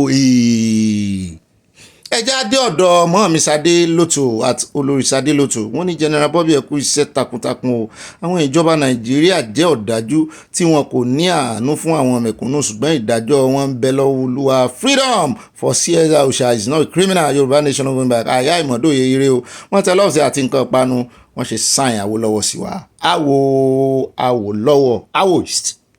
Àtọmọ́táyọ̀ Akínúsì wọ́n ní ó bí bẹ́ẹ̀ ni owó wa ni wọ́n fi kọ́ olè ní gbogbo àwọn ọlọ́jẹ̀lú Nàìjíríà àti àwọn tó fẹ́ ṣe ní 2027 nítorí wọ́n mọ irú olè jíjà àti mùdùnmúdùn tó wà nínú ọ̀jẹ̀lú Nàìjíríà rí àwọn òpònú tó ń rákàdédè ẹni tó kọ́lé funfun tẹ́ẹ̀sì mọ ibi tó ti rówó kọ́lé Nàìjíríà àwọn òfẹ́ mọ̀ di ọ̀rọ̀ ìyẹn kó sá ti lówó ni.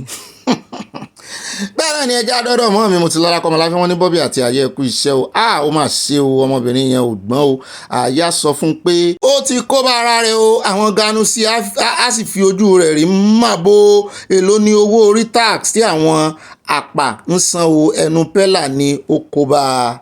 ibà paul ẹnu wa ò ní pa wáwá mi ò Yorùbá nation going back wọ́n gbàdúrà sí. bá mi Báyọ̀ Akíngbàlà wọ́n ní Ọ̀gbẹ́ni Bobby mi tòótọ́ àti àyà ẹ ó máa pọ̀ sí nínú ọgbọ́n àti òye àmì àṣẹ Ìdùmarè àgbàdúrà kí Ọlọ́run kó àwọn ọmọdé yìí yọ o Awítálá ìwé rìbádùn ní ètò ààbò Nàìjíríà ti dán mọ́rán sí ọ́ wọ́n tẹ lọ́ọ̀bù sí àti nǹkan pa Yorùbá nation going back kásùn láyọ̀ àtúntì jí láyọ̀ mọ́ mi dọ̀kás wọ́n ní kèfèrí àbí bẹ́ẹ̀ ni ọ̀rọ̀ tí mo fẹ́ sọ láàrin tọkọtaya tó ní ọkọ òun máa ń bòun rí ṣọ́ọ̀ṣì ṣùgbọ́n mùsùlùmí ni mo ní táwọn oníjàgíjàgan jihadis bá ráàyè wọnú ẹbí ẹ̀ tó ń gbé ara rẹ̀ sórí orí ẹ̀rọ agbágbé kèfèrí ni mo fẹ́ rántí lánàá. bẹ́ẹ̀ náà ni ẹjẹ́ adé ọ̀dọ̀ Mọ́mì Ọlápéjú Àṣàyí wọ́n ní ó bí ibà fi pàkà ṣé Ọbásanjọ́ kò sí láyé nígbà tí wọ́n lọ ká Sunday Ìgbòho Adéyẹmọ Ìgbòho sàmọ́lé tí wọn kò rí nǹkan kan ṣe sí ó dàbí ẹni wípé tábìlì ti ń yí padà sí ọ̀dọ̀ àwọn tí wọ́n ṣe òfin fúnra wọn bẹ́ẹ̀ ni table is turning round gbogbo wọn la máa fi pa wẹ́dẹ́ àti wẹ́dẹ́ la sì ń fi wọ́n pa báyìí ìgbà tí wẹ́dẹ́ ó bá fi dé àwọ̀ ó ti rọ́nà Ọlọ́run ti fọ̀nà hàn kúrò nínú ìgbèkùn lọ sínú òmìnira. Yorùbá Nation ló ń bá àwọn tẹlọ́ọ̀sì àti nǹkan panu láti Chicago. Ẹ jẹ́ á lọ sọ́dọ̀ bá mi Richard Ìbídàpọ̀ lónìí lọ́ọ̀fù tẹ̀síwá ọ̀pọ̀ púpọ̀ ó dà á lò bẹ́ẹ̀ á mà ní ìjẹ́. Wọ́n ní Ọ̀gbẹ́ni Bobby well done job tonight. Ẹ bá ń kí mọ́mì, ẹ bá ń kí àwọn èèyàn mi náà. At T-Boy Basky wọ́n ní Ọ̀gbẹ́ni Bobby ó tójọ́ mẹ́ta ó tójọ́ mẹ́ta brother mi ẹ kú ètò ìlú o. For some reason I had mixed feelings about the incident. You and I know that flight mode is what we use in developed countries. That's why we have it flight mode. Love from Maryland ẹ̀gbọ́n mi àmọ́ mi ọ̀dà fún yàbí bá mi wọ́n tẹ love sí àti nǹkan panu ó tọ́ ni kò yé òye àwọn èèyàn ẹ̀ rí arákùnrin tó wà nínú flight yẹn náà tó jẹ́rìí tó sọ wípé ẹni tó air hostess yẹn pé ó ń ṣe gàràgàrà pé òun náà fẹ́ mọ́ proof pé ní ti máa sọ fún ẹ ń fojú ọmọdé wo lady yẹn bóyá àgbàlagbà ni ìgbà tèmi náà sùn mọ́ picture mo rí pé ó ti dàgbà díẹ̀ aṣọ air hostess tó wọ̀ ló jẹ́ kó look young ó fẹ́ kọ́ lẹ́kọ̀ọ́ lé ni kò sí mọ̀ pé ọmọ Nàìjíríà tí ìbá ti sọmọ rẹ̀ ó níbi tó lè kọ́ wọn mọ́. mọ́ mi mo rò mú bọ̀ ó yá ẹja ọsàn ó yá mo rò wọ́n ní àtọ̀gbẹ́ni Bobby mi to tell my darlington Jigan is just trying to start controversy jare that's what he did to Mohbad also. ṣé pé Jigan náà ní lọ́wọ́ díẹ̀ rú. At Prince Olówùrọ̀ wọ́n ní ọ̀rọ̀ lady yẹn panilẹ́kún ìyà ni wọ́n fi jẹ wọ́n ní wèrè ló tẹ Nàìjíríà dò èmi ò gbọ́lé rí o that's why tí kò sẹ́ni tó gbádùn rárá.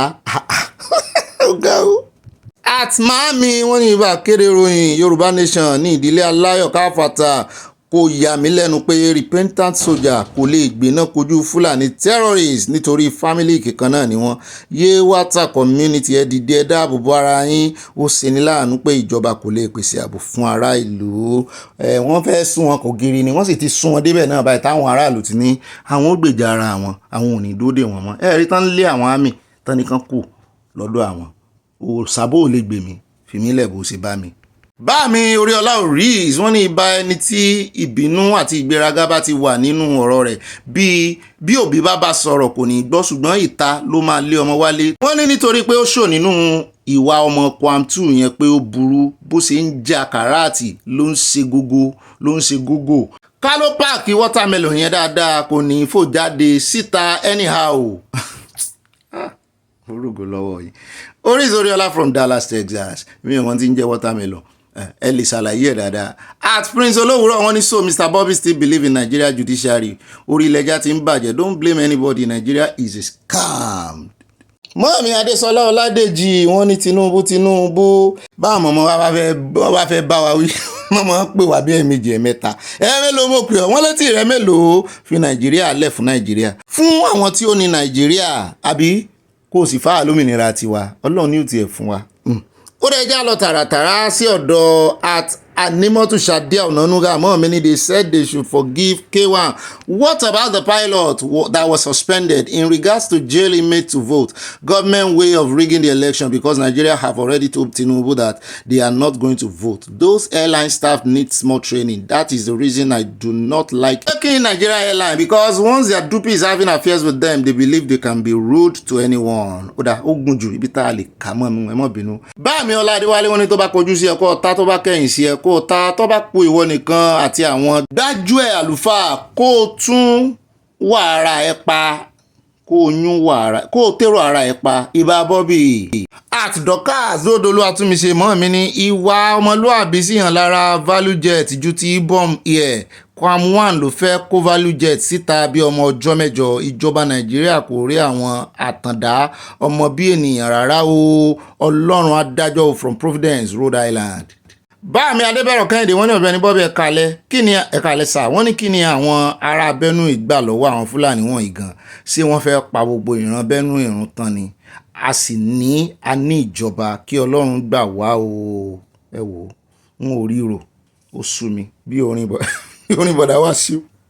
At fun mage hair braidings wọ́n ní ó ní ìgbà àkọ́kọ́ tí mo comment since 2022 ẹ kú iṣẹ́ ọpọlọ wow 2022 láti jọ wà ìgbà àkọ́kọ́ tẹ comment rèé mọ́ mi yóò sì dá fún wọn tẹ love sí a wọ́n ti ń study wa láti 3 years ago yóò sì dáa fún yín. Ẹ káàbọ̀ sí abala comment section. Mọ́ mi mo rò wọn Adébọ̀ wọn kí wọn káàbọ̀.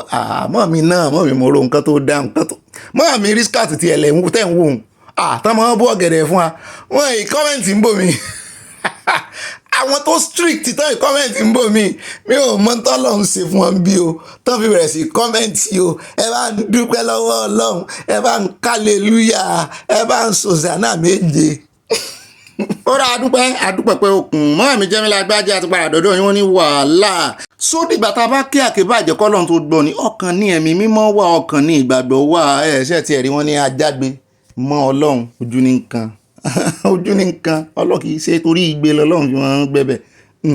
ẹ jẹ́ àdọ́dọ̀ bá mi Adébọ̀rọ̀ Kẹ́hìndé padà wọ́n ní àwọn sẹ́nítọ̀ yín á ti máa ganu sí ọ̀dọ̀ ọmọbìnrin Ibom yẹn kò ní í yà yín lẹ́nu tí ẹ bá gbọ́ pé sẹ́nítọ̀ kan fún ní 50 million naira ibi tó máa náwó Nàìjíríà sí ló hàn jáde yẹn ló fò jáde yẹn tóun ó fi gbà bẹ́ẹ̀ náà ni ọmọ yìí ó wà tún kanra tó máa ń sọ ọ̀pọ̀lọpọ̀ àwọn ọmọ yẹn di bó rán nìyẹn pé ẹ kúkú ti rí àbí ó dáa máa wá yà wèrè sígboro ayé. Ara ibi tí wọ́n fẹ́ràn sí láti máa náwó sí nìyẹn bíi ti gómìnà kan tó fún ọmọ Big Brother Naija ní 25 million naira lọ́jọ́ sí èmi náà gbọ́ ṣé ẹ ti rí ọ̀pọ̀lọpọ̀ àwọn ọmọ yìí náà táwọn ń ṣe tíátà àwọn tó ṣe tíátà original wà tó jóbìnrin ṣùgbọ́n àwọn kan kì í ṣe tíátà náà lọ sí wọ́n fẹ́ sójú wọn ni wọ́n ròyìn tí àwọn sínétọ̀ fi wọ́n ṣe.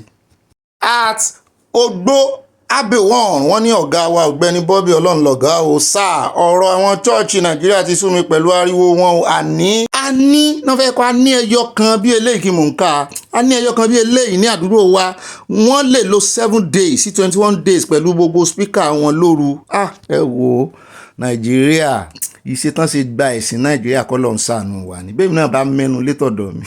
ẹ wo lódìlódì la gba ẹ̀sìn a sì mọ kanra mọ pé ṣe bí ẹbẹ sìn ni ẹ̀sìn la fi ń ba nǹkan jẹ́ ẹ̀sìn la fi ń ṣe excuse. ọjọ́ tí mo ṣe ẹ̀mọ́ mi tó ní kí n fáwọn ní dìtẹ̀ mo ti sọrí lórí ìkànnì yìí àwọn tank crier early morning tank crier ni mo máa ń ṣe mo dẹ̀ ṣe lọ́jọ́ kan ní Ìkẹjà mi ò mọ̀ para ìyá kan ò yá kí irú oorun sùn àṣẹ time tí mo ń sùn lèmi máa ń jáde sí 4:30 sí 5 máa wá máa lọ́gùn ohun mi sì gòkè ẹ gba Jésù a sì rí èèyàn gba Jésù lóòótọ́ ṣùgbọ́n tó wá yẹ kí n mọ̀ torí pé kàn gba Jésù kí n wá kí n bá tèèyàn kan jẹ́ kí n lò bẹ́ẹ̀ ṣé ẹ rí arákùnrin ọmọ ìyá yẹn ò kìlọ̀ fún mi àtòkè ló ti wá ó sì dé láti UK ni mentality UK ló gbé wá ṣé ẹ rí tó mú ó ṣí géètì báyìí tó tan iná yoyoyo sí mi full light ló tàn sójú mi ṣé ẹ rí tó mú eré bọ̀ lọ́dọ̀ mi mo mọ̀ rò pé bóyá kò mọ̀ọ́mọ̀ ni Ọlọ́run ló ní mo sá o ó fẹ́ rún mi mọ́ gírí ni pé ó wá bọ́ lẹ́nu mọ́tò ó ní máa pa ẹ́ èmi máa pa ẹ́ ni gbogbo àdúgbò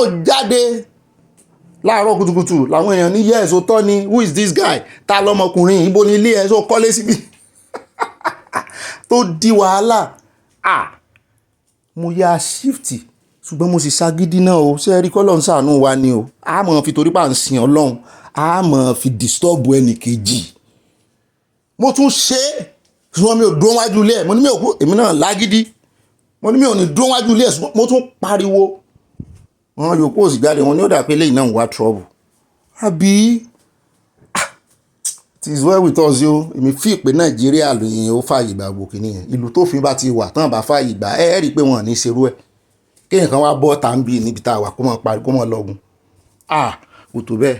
àti mo jẹ́ Adésanya wọ́n ní àwọn kàtígórì àwọn followers Tinubu ti bẹ̀rẹ̀ sí defend Wàsíù àwọn janjaweed bí Àbíkẹ́ Dábírí Olúọmọ they will all be silent about that lady land of injustice and impunity. mọ́mí Fọlákẹ́ with house angels wọ́n ní Ọ̀gbẹ́ni Bobby lórí ọ̀rọ̀ pílọ́ọ̀tì mo lè sọ pé àwọn pásẹ́ńjà ni ó jẹ̀bi nítorí ẹni tí ó ti máa ń travel tẹ́lẹ̀ ní láti mọ ohun tí kò yẹ láti mú wọ inú pilot plane ni mọ̀mọ́ mi fẹ́ kọ́ láti mú wọnú plane nígbà tí kì í ṣe mọ́rúwá ó yẹ kí wọ́n fi wọ́n jófin torí àwọn alágídí bíi tiwọn.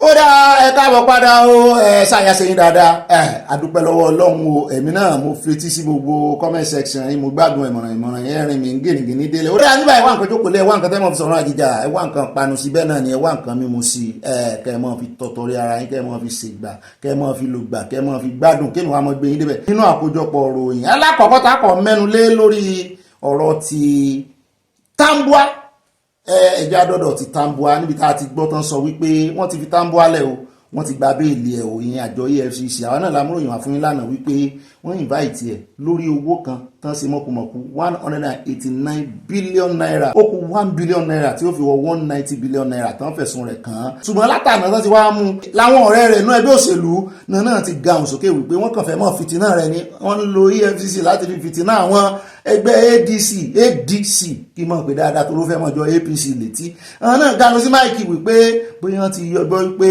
Tambua ara àwọn tó tàwọn ló fẹ́ ṣe pé kí ló wá dé Peter Obi náà ganu sí máìkì wípé eléyìí ò lè pè ní gbogbo wa lamọ sísítẹ́ẹ̀mù yín pé kí ló dé tẹ̀ ń fi EFCC lè Tambua kiri EFCC náà ti dáhùn lánàá wípé àwọn wà non-partisan àwọn kì í ṣe pátì àwọn ẹgbẹ́ òṣèlú kọ́ ló yan àwọn sí kíní kì í sì sáré olódòdẹ ló dá EFCC lẹ̀ àwọn náà ń bá nínú sísítẹ́ẹ̀mù ni so ẹ mọ́ sọ pé èèyàn kankan ló ń lo àwọn òní dey play gbogbo alamọ kí a fi ọgbọ́n ká fẹ́ràn sẹ́nu káwáàtì lọ́ọ̀kan wọn ní Tambua tí ó ti jẹ́ gómìnà Sokoto rí òun náà sì ṣe táàmù méjì òun náà ó tún ti jẹ́ speaker House of Representatives rí oyè ńlá ló gbà ó wọn lòun ní wọ́n pèsè àkíyèsí pé owó ọwọ́ rẹ̀ rà kí ló so owó yìí wọ́n ní ṣùgbọ́n báyìí wọ́n sá ti gba béèlì pé àwọn ò fẹ́ kíìpù ẹ̀ sí ọ̀dọ̀ àwọn kórè ìsan iye owó báyìí kórè ìsan béèlì ṣùgbọ́n nínú ìkéde tí publicity secretary Hasan Saniyawa tó fi síta òun ló ti sọ wípé Sokoto ẹgbẹ́ PDP Sokoto wọ́n fi ẹ̀sùn kan àjọ EFCC wípé kí ló dé tí ẹ mú ọmọ ẹgbẹ́ àwọn pé kí ló dé tẹ̀ ń ṣe yan bí ọkà wípé ọgbọ́n tí APC àti federal government ààrẹ Tinubu tán fẹ́ fi mọ́ wíkìn ẹgbẹ́ opposition lélẹ̀ pé ń tá ààrẹ Tinubu fẹ́ mọ́ sí rí kó sàmọ́ sáwọn èèyàn kó wọ́n sáwọn èèyàn pé wọ́n dákẹ́ wọ́n ṣe bí pé àwọn ò gbọ́ pé àwọn mọ̀ pé àwọn ni wọ́n wà ń di ọ̀rọ̀ wọ́n ní the so-called investigation is nothing more than a fishing expedition revived from an old phantom case that has failed to produce evidence in the past year wọ́n ní kò sí nǹkan kan tí wọ́n máa fi Tambua ṣe wọ́n ní kò lẹ́bọ̀ lẹ́rù. It is the handiwork of political actors in Sokoto and Abuja who are desperate to smear Tambua's enviable image and force him to abandon his stand against misrule, the statement reads. The party insisted that Tambua's administration was marked by physical discipline and transparency. Nǹkan sọ náà ni wípé Tambua ò ṣe ẹ̀ṣẹ̀ tí wọ́n fi kàn án pé ẹ̀sùn lásán ni wọ́n sá ti gbà béèlì bẹ́ẹ̀ náà ni wọ́n ní wọ́n mú ìwé ìrìnnà rẹ̀ lé lọ́wọ́ wípé eléyìí àwọn ò mú lọ́wọ́ kó wọ́n bá sá lọ kó wọ́n travel àwọn ò fẹ́ kó kónú Nàìjíríà títí táwọn fi yọ okùn lọ́rùn rẹ̀ mọ́ ló dá. ẹ já kúrò bẹ́ẹ̀ à ń bọ̀ lórí ti kọ́ àwọn your new aviation security ambassador bọ́rọ̀ ṣe lọ bó ṣe jẹ́ àgbèsí létí.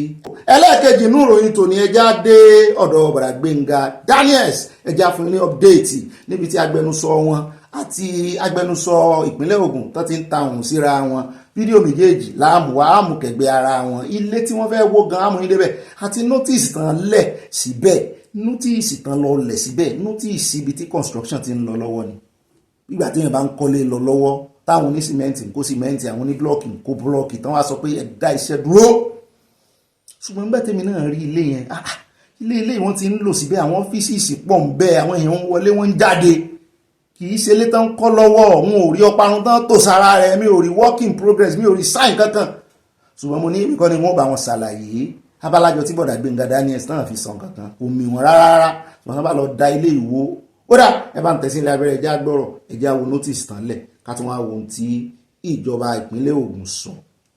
The notice served here before. Hear me. You served this on the 8th of August 2025. Simultaneously, you are next posting quick notice. You say contravention notice. You then say quick notice. You then refer to this or that you served on 8th of August sequel to this notice. I don't know whether you get it. Sequel to this notice, you are going to stop work. Which work? We are still going to look at it. Which work? Have you ever noticed any sign of construction going on here? What is stop work? And you are then saying quit notice, quit, we are going to demolish. Which work? Which new construction? Which addition?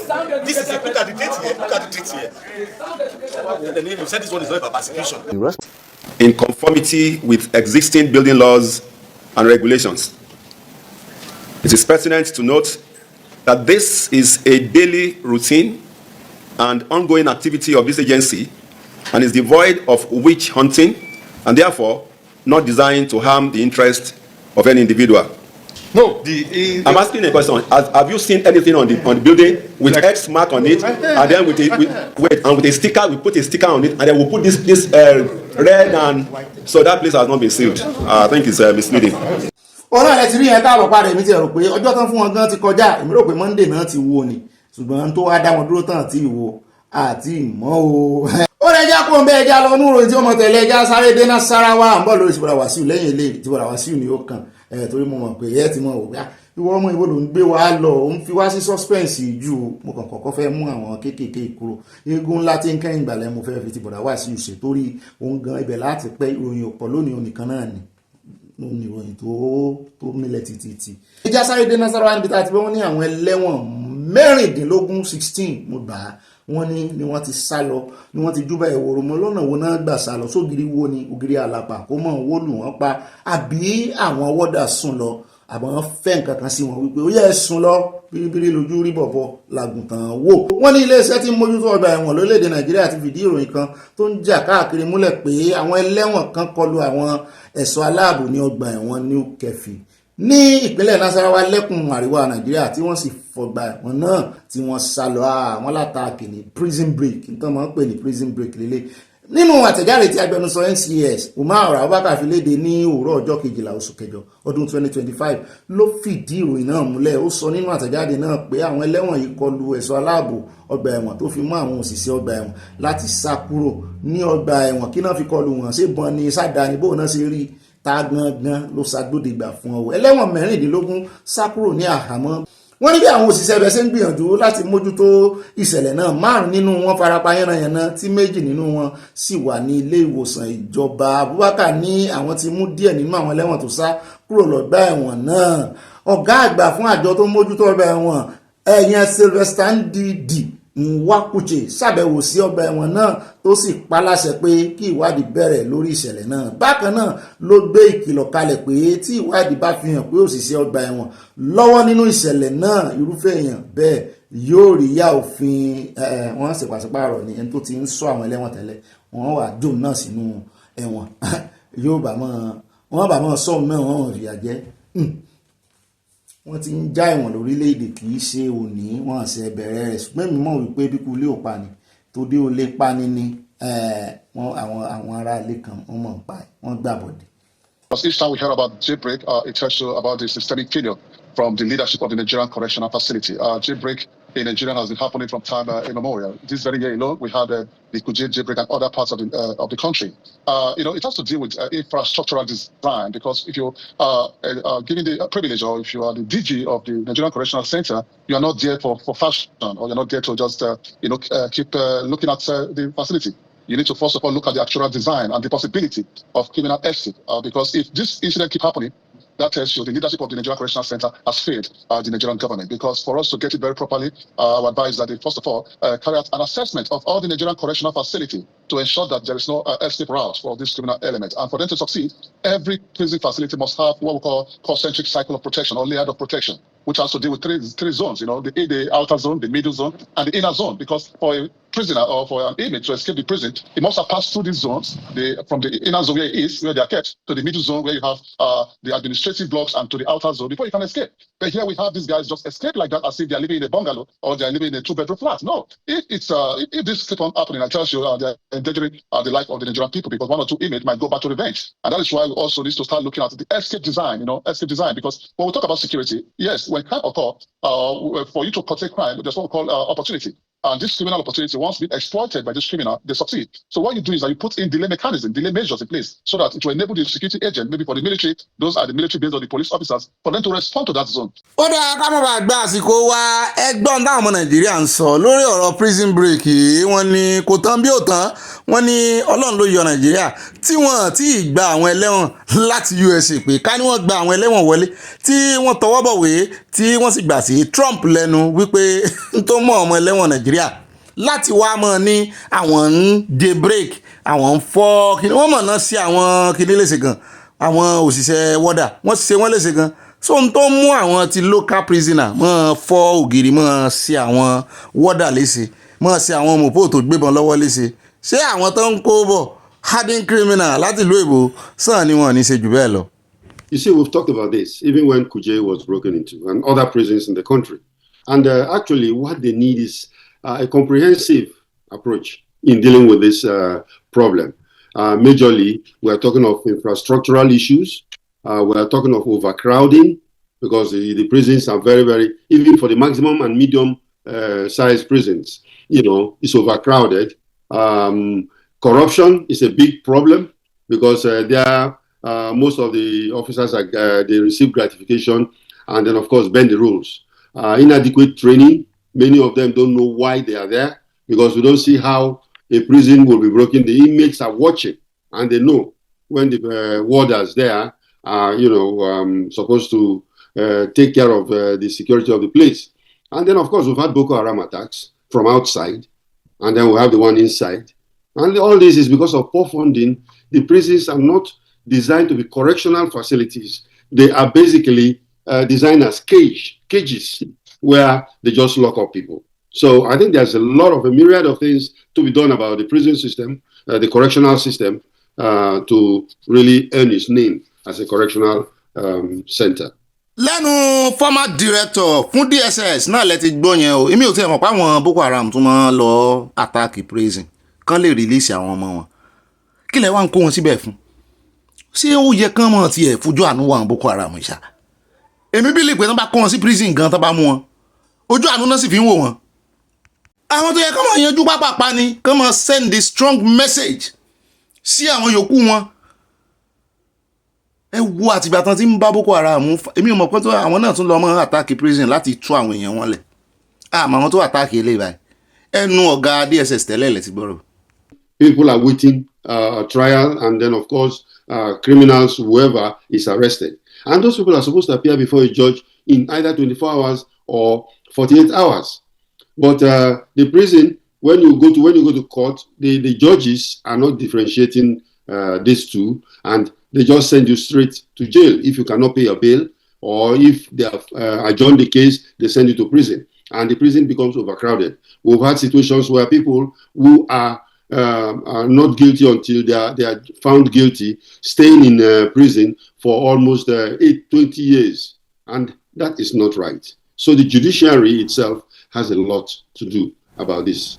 ó dá o èmi tí ẹ rò pé bóyá ó yẹ kán ní prison special bíi Guatemala bí kí lórúkọ prison tó burú jù ní USA yẹn èmi rò pé ó yẹ kán níyẹn fún àwọn terrorists kán mọ̀ kó ẹyẹ lépọ̀ màdìyẹ kán mọ̀ rè kó wọn pẹ̀lú àwọn tí wọ́n tó jẹ́ pé bóyá wọ́n kàn réèdì wọn lójú títì torí wọ́n máa ń win ní sóòlù nínú prison o náà Boko Haram yẹn o ká mọ̀ wò tán bá sá ti rí wọn mú àjẹyìn lábọ̀. ó dáa ní báyìí ká tó wá lọ sínú ìròyìn ti bọ̀rọ̀ wá sí o eégún láti kẹ́yìn gbalẹ̀ ẹja sáré dé ọ̀dọ̀ Dr. Shinkafi mo kọ́kọ́ rò pé wípé túwó Shinkafi mo kọ́kọ́ rò pé orúkọ oúnjẹ ni. níbi tí bàbá yìí ti ń gbóhùn sókè wípé ẹ ń ṣera yín ni pẹ̀lú bẹ́ẹ̀ ṣe ń jíròrò tẹ́ ń dámọ̀ràn tẹ́ ń fọ̀rọ̀ wọ́rọ̀ pẹ̀lú àwọn báńdíìtì ẹ wá ní ẹ̀ ń wá àlàáfíà báńdíìtì lẹ wá ń bá ṣèpàdé lẹ ń bá rojọ́ pé wọ́n lè chẹ́ǹjì wọ́n lè sòótọ́ kún wọn fún yín wọ́n máa fi tọ́ dúdú sínú wọn á tu funfun síta ni wọ́n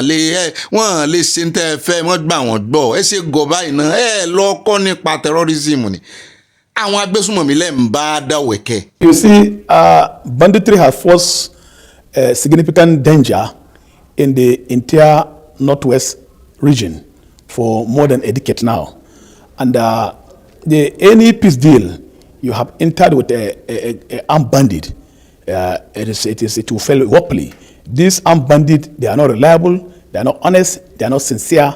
Whatever peace and reconciliation you enter into them, at the end of the time or at the end of some period of time, it will collapse. Zamfara State government, previous administration have entered into this peace deal with this armed bandit. The administration of Abdulaziz Yari, administration of Bello Matole, even in Katsina State, the immediate past governor of Katsina State, Aminu Bello Masari, have entered into peace deal with this armed bandit, but it has collapsed. So, in accordance with the Islamic teachings and tradition, in all the scriptures of the Holy Quran and the Hadith collection, there was no any prohibition for going into peace dialogue with armed bandit or a terrorist. There was no such thing. So even the Islamic clerics visiting the Bello Turji in his enclaves, Islamically, there was no any such prohibition. So the clerics should visit to the Turji hideout. It's a serious failure on the part of the government. It is to show the failure of the security apparatus in Nigeria. If a Islamic cleric can visit Bello Turji in his hideout 3 times last month, and the chief of defense staff in many occasions have been making some motivational speeches saying Bello Turji days are numbered. The Minister of Defense, Abakar Badaru, visited troops in Zamfara State. He declared that Bello Turji should be brought alive. All those things have collapsed. So let's start from the people that are affected. Maybe those that have been kidnapped and have been in the bush for so many months. Some were told for even more than a year or so, even years. For those, they wouldn't care about the semantics at whether there was a peace deal or something. The most important is that they have regained their freedoms and they're back home. Let's talk about the farmers that have the opportunity to go back to their farms because of these so-called peace deals, and the locals or the immediate communities that are able to go back to a semblance of normality of their work. However, that is not where the issue is. The issue is this is an erosion of the basis of a state. Right. Now, when we talk about the basis of a state, which is that the social contract, which says that the individual out of free will concedes some of these rights that they have in return for protection, in return for ensuring that their lives, properties, and dignity are protected. Now, if that fundamental or the basis of the state is attacked and sustained and to an extent to which the state cannot push back, then we have a fundamental problem. And until that is addressed, whatever cosmetics that we do, whatever, short-term gains that we are having now must be interrogated in a way that ensures that you think they're short-term, they're not sustainable? Well, the first scholar alluded to, speaker alluded to so many instances. He has stated that in this same state that we're talking about, there have been issues like this in terms of saying that there are agreements with bandits. But how come years after we are back on the same path?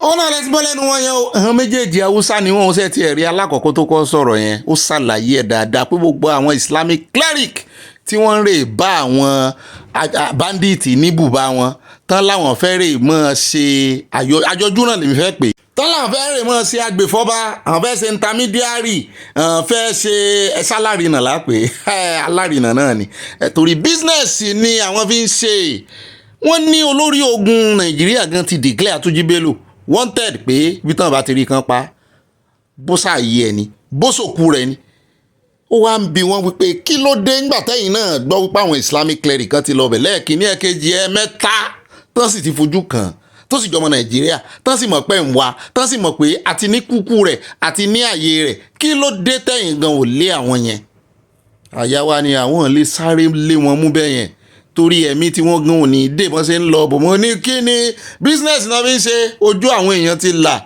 láti bí ọdún 10 jù bẹ́ẹ̀ lọ approach tẹ́ ń lò iná rí tẹ́ fi ń gbowó lọ́wọ́ ìjọba kò sì yọrí sí rere so wá yẹ kẹ́ ẹ̀ sì jókòó ti rú approach burúkú yìí àti ẹ̀dúpẹ́ pé ara wọn náà ń sọ pé àwọn bá ní kán wá àwọn ìmáàmù tí wọ́n lọ ṣe agbèfọ́ba fún àwọn ọmọ ga Gumi la mọ̀ tẹ́lẹ̀ wọ́n ní wọ́n ti wá pọ̀ ní ìsìn wọ́n yìí bá bandit dọ̀wẹ̀kẹ̀ ẹ lọ béèrè lọ́wọ́ USC. You see, in this issue of peace dialogue with the locals and the armed bandit, some of the locals in the rural community have lost confidence on the part of the securities because these bandits have been rampaging, holding these rural dwellers to ransom, displacement of people, migration of these rural communities to the urban center. And at the same time, all the socio-economic activities in this rural community have been grounded. There is food insecurity. All the primary health care have been burnt to ashes. And so the locals have left with no option, maybe on the other hand, than to go into negotiation with them. But it will just a short term. The bandit will now try to retreat and go to the livestock market, sell their roast to the rainy season, they will strike again. So the only way this peace deal will have a big sustainable, it is if this bundle will now submit themselves to the full non-kinetic methodology or approach, de-radicalization, rehabilitation, and reintegration of this bandit into the society.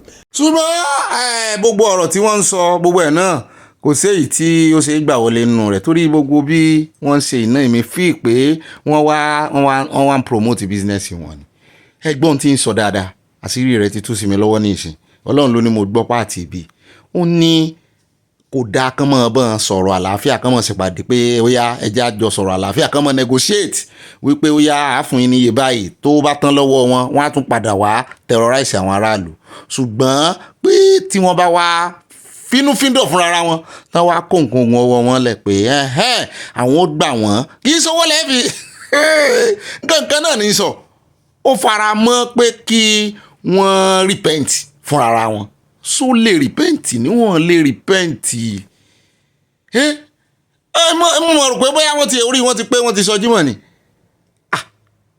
mo rò àyà ní kí mọ́dọ̀ lóhùn pé wọ́n re-strategize ni fún business pé wọ́n ti mọ̀ pa ààrẹ Tinubu òwò ọ̀dọ̀ wọn lórí ọ̀rọ̀ pé ẹjẹ́ á bá wọn negotiate peace bó bá bẹ́ẹ̀ tó àwọn tó kó bọ̀ lọ́wọ́ tẹ́ ẹ bá negotiate peace owó tẹ́ ẹ bá kó lé wọn lọ́wọ́ owó ni owó lọ̀rọ̀ peace talk kì í sọ̀rọ̀ pé ó yá ẹjọ́ ẹ lọ kó kíní ọwọ́ yín lẹ̀ negotiation owó ni lórí gbogbo ìdúnàdúrà owó ni tán bá sì gbowó lọ́wọ́ yín wọ́n á jẹ́ kí ilẹ̀ fẹ́ sí díẹ̀ wọn ní dáhìn láàmú meanwhile nǹkan ogun náà máa lọ fowó yẹn rà o ebi ṣẹ́jú ẹ bá rí nǹkan ogun tán display ní ìjẹta nǹkan ogun náà máa lọ fowó yẹn rà tọ́wọ́ bá tún yún wọn tówó yẹn ti tán wọ́n á tún gbé ìgbésẹ̀ mi kẹ́ ẹ tún lè kówó wá kẹ́ ẹ tún lè renegotiate ntẹ́lẹ̀ ìwà ń sọ ni wípé kán mọ́ sí yẹn mọ́ pé ọ̀nà tí wọ́n máa fi jọ̀wọ́ ara wọn mo wá ń wò pé tẹ́ ẹ̀ bá bọ́n negotiate peace báwọn náà ṣe lè jọ̀wọ́ ara wọn owó náà ni wọ́n fi ń ṣe gbárùkù ti ọ̀rọ̀ for repentant wọ́n repent o ibẹ̀ ló tún bus stop tó tún fẹ́ padà jà Nàìjíríà sí nìyẹn o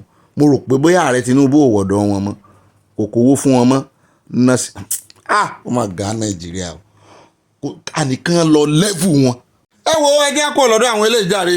ó lè já wa lọ tààràtààrà sínú ìròyìn tí ó mọ̀ tẹ̀lé o ìròyìn ti bọ̀dà Wàsíù ní ohun bí ta ti ń gbọ́ pé ìjọba ti fagilé ẹ̀sùn ìwà ọ̀daràn tí wọ́n fi kan Kwamwan wọ́n sì mú àdínkù bá ìjìyà rẹ̀. èèbó ni mo kọ́kọ́ fẹ́ ka kínní ìtẹ́lẹ̀ ṣùgbọ́n jẹ́ nǹkan Yorùbá. bí awuyewuye ṣe ń lọ lórí àgbàjẹ́ olórin Fuji King Wasiu Ayinde Marshal Kwamwan mínísítà tó ń rí sí ètò ìrìnnà ọkọ̀ òfurufú Festus Keyamo San ti kéde pé àdínkù ti bá ìjìyà táwọn fẹ́ fi jẹ bọ̀dà Wasiu wọ́n confuse àwọn Nàìjíríà. nínú àtẹ̀jáde kan tí mínísítà náà fi léde lójú òpó X rẹ̀ ló ti sọ wípé àjọ NCAA yóò mú àdínkù bá iye ìgbà tí Kwamwan èyí tí kò ní jẹ́ kó láǹfààní láti wọ bàálù ní Nàìjíríà àti lókè òkun láti oṣù 6 sí oṣù kan gẹ́gẹ́ bí ìjìyà fún gbogbo awuyewuye tó ṣẹlẹ̀. Festus Keyamo tún fi kún nínú àtẹ̀jáde náà pé àjọ FAN yóò tún ṣiṣẹ́ pọ̀ pẹ̀lú àwọn àgbà ọ̀jẹ̀ olórin náà láti lè sọ di aṣojú àwọn ẹ̀ṣọ́ elétò ààbò ní pápákọ̀ òfurufú Nàìjíríà.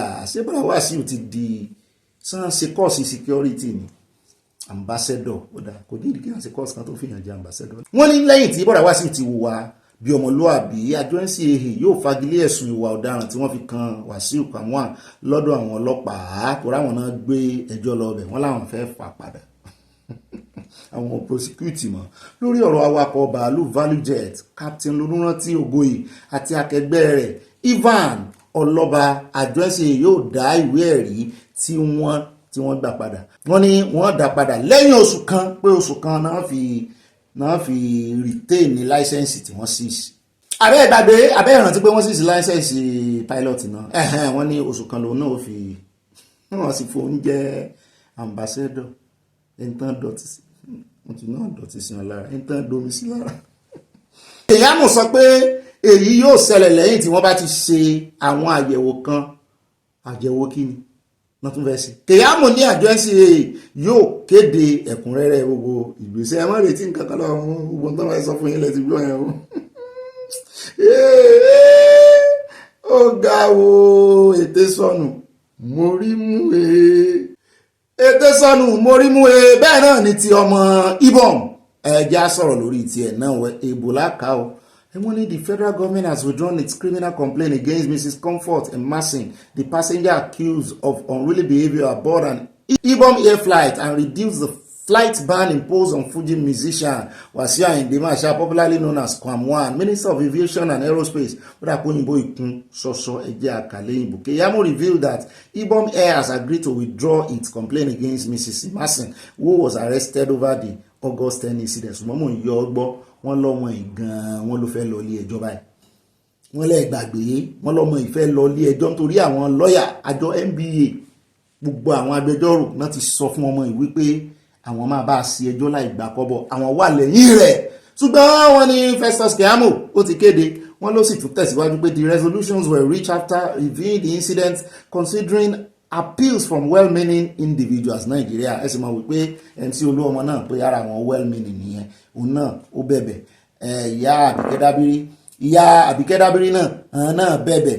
Lérè bọ̀dà Lérè Ọláyínká tó jẹ́ agbẹnusọ àbí alábàáṣiṣẹ́pọ̀ Wike, agbẹnusọ wọn náà láàpẹ̀, òun tiẹ̀ ta sí ọmọ ìyànnàyànnà ni wípé ẹni tí ò bá ti lè bo ìhòòhò rẹ̀, tí ò lè bo òun fẹ́ pè lórúkọ, tí ò bá lè bo ọmú rẹ̀ jẹ́ ń pè bẹ́ẹ̀ bó ṣe lò nìyẹn, ó wá fi kinní kan cross ẹ̀ kán wá bá rí. Ṣùgbọ́n tó sọ síbẹ̀ nìyẹn pé ẹni tí ò bá ti lè bo ọyàn ẹ̀ pé ìta náà ti máa bá fling ẹ̀. Wá wò pé sáwọn olórí yín náà rè sọ̀rọ̀ rè lẹ́nu olórí, ìta náà ti máa bá fling ẹ̀. Àwọn èèyàn lè bá ọmọ yẹn wí, ẹ lè sọ, ṣùgbọ́n kẹ́ wá sórí ẹ̀rọ ayélujára, ìwọ tán mọ̀ wípé ìwọ ni agbẹnusọ Wike, ó dẹ̀ kọ́ gbàgàdàgbàgàdà.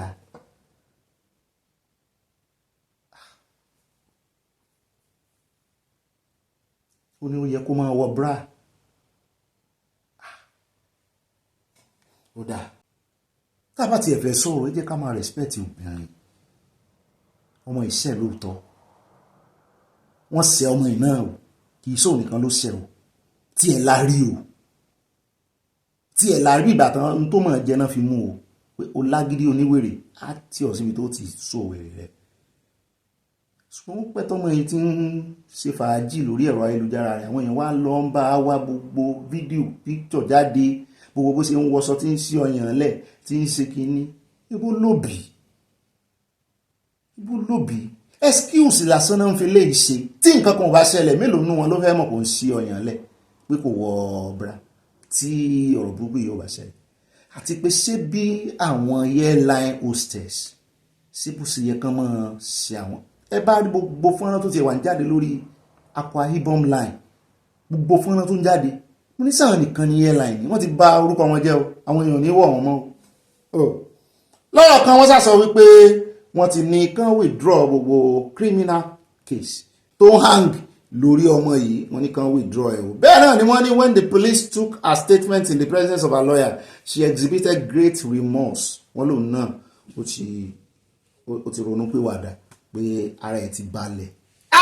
Nàìjíríà ibi ìgan láwà àbí káka ọ̀rọ̀ ti kìíní ẹja kàdélẹ̀. Wọ́n ní on the value jet incident involving Kwam1, the minister disclosed that Nigeria Civil Aviation Authority will reduce its ban to 1 month. FAN also plans to engage the musician as an ambassador for airport and security protocol. Wọ́n bá ní wọ́n fi ẹlẹ́ṣẹ̀, tán bá sọ wípé ẹlẹ́ṣẹ̀ ni ìmọ̀ gba shine ní Nàìjíríà. If you can't beat them, you join them.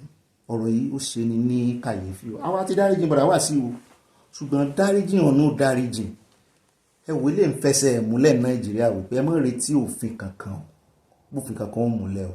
Ẹni tó bá ti lè bẹ̀bẹ̀ wọ́n dẹ̀ mọ̀ wípé bad precedent náà filẹ̀. Àìmọye àwọn èèyàn ló ti sọ̀rọ̀ lórí ọ̀rọ̀ yẹn, mú kan bọ̀ wá fún yín ní ìsìn pé this was the chance tó ló ti di àfìsẹ́yìn tẹ̀gún fi sọ. It was supposed to be the golden chance láti prove fún ọmọ Nàìjíríà wípé torí pé ó súnmọ́ mi àbẹ́ mọ̀mọ́ mi ò mean pé ká má allow justice to prevail. kó tiẹ̀ kọ́kọ́ dá ẹjọ́ yẹn ló dáa n tó fi sọ ẹ lọ lò nílé ẹjọ́ náà tó bá wá débẹ̀ ààrẹ Tinubu wá lè sọ pé òkè ó dà mo pardon ẹ̀ ó ṣe kó rí ni wọ́n ti gbàgbé wípé pàṣán tá a fi na ìyálé ó ń bẹ lájà fúnyàwó ìtumọ̀ ẹ̀ náà ni pé wọ́n ṣe dá ẹjọ́ ìbáyìí tán rò pé àwọn ti ṣe wọ́n tún fi jẹ ambassador good bẹ́ẹ̀ bá ti ẹ̀ polongo kọ àwọn gẹ́gẹ́ bí ambassador gbogbo wa náà la mọ̀ pé ambassador yìí ní tẹ́lẹ̀ àmọ́ owó náà ni ó sì tún bá dé wọ́n ga o ẹ wá wo nǹkan o wá sí ìwọ mọ́jẹ̀ sàn tí mo fẹ́ sọ mo ń rántí audio voice tó jáde ní níbi tó ti ń dúkú kọlájà mọ́ value jet yóò ràn ló kó mọ̀ yẹ̀pọ̀ ní ó lè ẹni tó ní value jet kó lè yóò sì tún fẹ́ gbẹ̀san lára ọmọ ẹ̀ wọ́n ní wọ́n ìdáríjì àwọn sì tọrọ ọ̀darí yẹn ẹ̀ṣẹ̀ wọ́n dáríjì wọn báyìí wọ́n tún fún wọn lámbàsẹ́dọ̀ ni ẹ kí ambassador yín káàbọ̀ ẹ jẹ́ agbọ́n táwọn èèyàn ń sọ jàre ọ̀rọ̀ pọ̀ núwe kọ́bọ̀ ẹ bá ń tẹ̀sí ilé agbára. Thanks for staying with us. So, as an update to the Kwam 1, Kwam 2 stories we've been seeing for the past few days, the facts are out. People have come out in different ways to come and share their own opinion or even experiences, those who flied with her on the plane. And it's clear that Ms. Emerson was intimidated, was humiliated and insulted by the condescending air hostess, whose composure probably also provoked the reactions we saw in the preceding videos that came out. However, the Minister of Aviation has come out with a press release stating that she has been remorseful, and as a result, they're asking that the charges be dropped or reduced. I'm not sure which it is. They're also concerning Kwam 1. They are reducing his sanction from indefinite to 1 month. They're also asking the NCAA to reduce her own aviation sanction. I'm not sure exactly how long they're prescribing for her, but we'll get that information in the coming days. But they're asking for it to be reviewed. They also, according to the minister, have made Kwam 1 an ambassador. Now, this is somebody whose behavior has been seen or has been said to actually be criminal. You know, holding a plane hostage in itself is a criminal activity in many parts of the world. And many have also argued that he should have been arrested even faster than Ms. Emerson was. So on what basis is the government now recommending he being a face of the aviation? On the other hand, should Ms. Emerson be also considered to be an ambassador for the aviation sector? These are conversations that are ongoing, and you can only share your views. Yóò sì dá fún ọmọ ráyọ̀ ohun tí àwọn èèyàn béèrè náà rí ọ̀pọ̀lọpọ̀ ọmọ Nàìjíríà wọ́n lanu báyìí ni wọ́n lè pàdé wípé ṣé Nàìjíríà táwọn wà táwọn pè ní kọ́ńtírì àwọn náà lélẹ́yìí tí ń ṣẹlẹ̀. Èmi ń dúpẹ́ lọ́wọ́ Ọlọ́run ni mo ń dúpẹ́ lọ́wọ́ Ọlọ́run ni wípé ó ti ẹ̀ ṣẹlẹ̀ tí gbogbo ayé rí ojú gbogbo ń wò wọ́n gbogbo àwọn outside world ló ń wò wọ́n àlọ́rọ̀ Sunday Igboho ọ̀rọ̀ Kẹ́mi Badenoch yóò ṣẹ mọ́ wọn lára ẹ sàmí ẹgbẹ́ tó àdúrà mi ẹ sàmí lókèlókè ní kí n mọ ẹgbẹ́ ẹ mọ́ sàmí sínú kì í ṣàdúrà ìdákẹ́rọ́rọ́ là ń gbà ṣé kí wọ́n kúkú fi gẹ́yẹn náà kan fi ṣàmbàṣẹ́dọ̀ wọ́n kàn ti ẹ̀sán wọn ní kò ní ìdí kan fi ṣàmbàṣẹ́dọ̀ wípé ó ti di celebrity náà nù ẹ wá wo category of people tán celebrate in Nàìjíríà ẹni tán bá ń celebrate náà ń pè ní celebrity tó lóko tó lè kàn tán mọ̀ dáadáa ẹ wá wo bí tí wọ́n wa ọkọ̀ Nàìjíríà dé wọ́n sì rò pé àwọn ń ṣe pàdípàdí wọ́n rò wípé àwọn ń ṣe léyìí tó dáa lójú ara wọn ẹ wo nǹkan kan tó ṣẹlẹ̀ sí kan nù wọn tàbí méjì ókè ká fi pé mẹ́ta òdà Ọlọ́run ti gbọ́ o wọ́n ní kó pé mẹ́ta àbí kó jù bẹ́ẹ̀ lọ yóò ṣẹlẹ̀ sí wọn tó jẹ́ wípé wọ́n bára wọn nínú ìlà ìlò yìí tí wọ́n sì ní lè pẹ́ bóyá tí gbogbo wọn bá wá dáràn bóyá wọ́n mọ̀ forgive wọn wọ́n tún mọ̀ fún wọn lóye abẹ́rẹ́ wọn tún ambassador ni wọ́n fún lówó ebi wọn fọ ọmọ kan náà sàn ambassador lọ́jọ́ sí tán fẹ̀sùn kàn pé òun ló pa Mohbad ẹ ti gbàgbé àwọn ọmọ tán mú gbó kiri tán ń ṣe drọ́ọ̀gì kiri òun náà tún fi ṣe wọn gàrà yìí o ẹ ti wọ multiple chance Nàìjíríà ambassador NDLEA ẹ ti wọ o ẹ ti wọ gan imagine kí FCC rè fi Yàyà Bello ṣe ambassador my God ẹ jẹ́ agbọ́rọ̀ síwájú sí àwọn kan ní politics náà fẹ́ fi ṣe. The first thought is that elections are coming, so this is a politically convenient resolution to the matter. Two, it doesn't restore confidence in the general feeling of safety because your rights are read to you when you're about to board a service. An airline operates a service. you contract to abiding to the terms of that service when you board, and your rights are read to you. You hear the crew member says that the NCA states that, you must obey the pilots and the crew members to ensure the safety, and the lack of disruption to civil aviation, and reads out to you the civil aviation rules. So except we are becoming a nation without laws, we can begin to have political interventions. But again, I don't blame the minister. The Kwamwan case was handled poorly. And in quick succession, we can see that the Ibom case also happened. What the airline operators now did was to try to shield the airline from any public backlash by saying the association is issuing. So it's just window dressing of the issues which I've been talking about again. Now, this is a federal crime, in my own opinion. The Honorable Minister for Aviation is not the Minister of Justice, to the best of my mind, though I respect the fact that he's a learned silk. Again, so if you want to be the part of a treat, where there's no complainer, there's no case. But I must remind Nigerians that the Attorney General of Nigeria can take up this issue because it's a federal issue. It's not an issue to be played with, where you conduct yourself in such a way that is likely to breach peace and public peace, as both parties have done. It's a criminal felony. It's a civil issue. For me, it's a very long story. It's a very long story.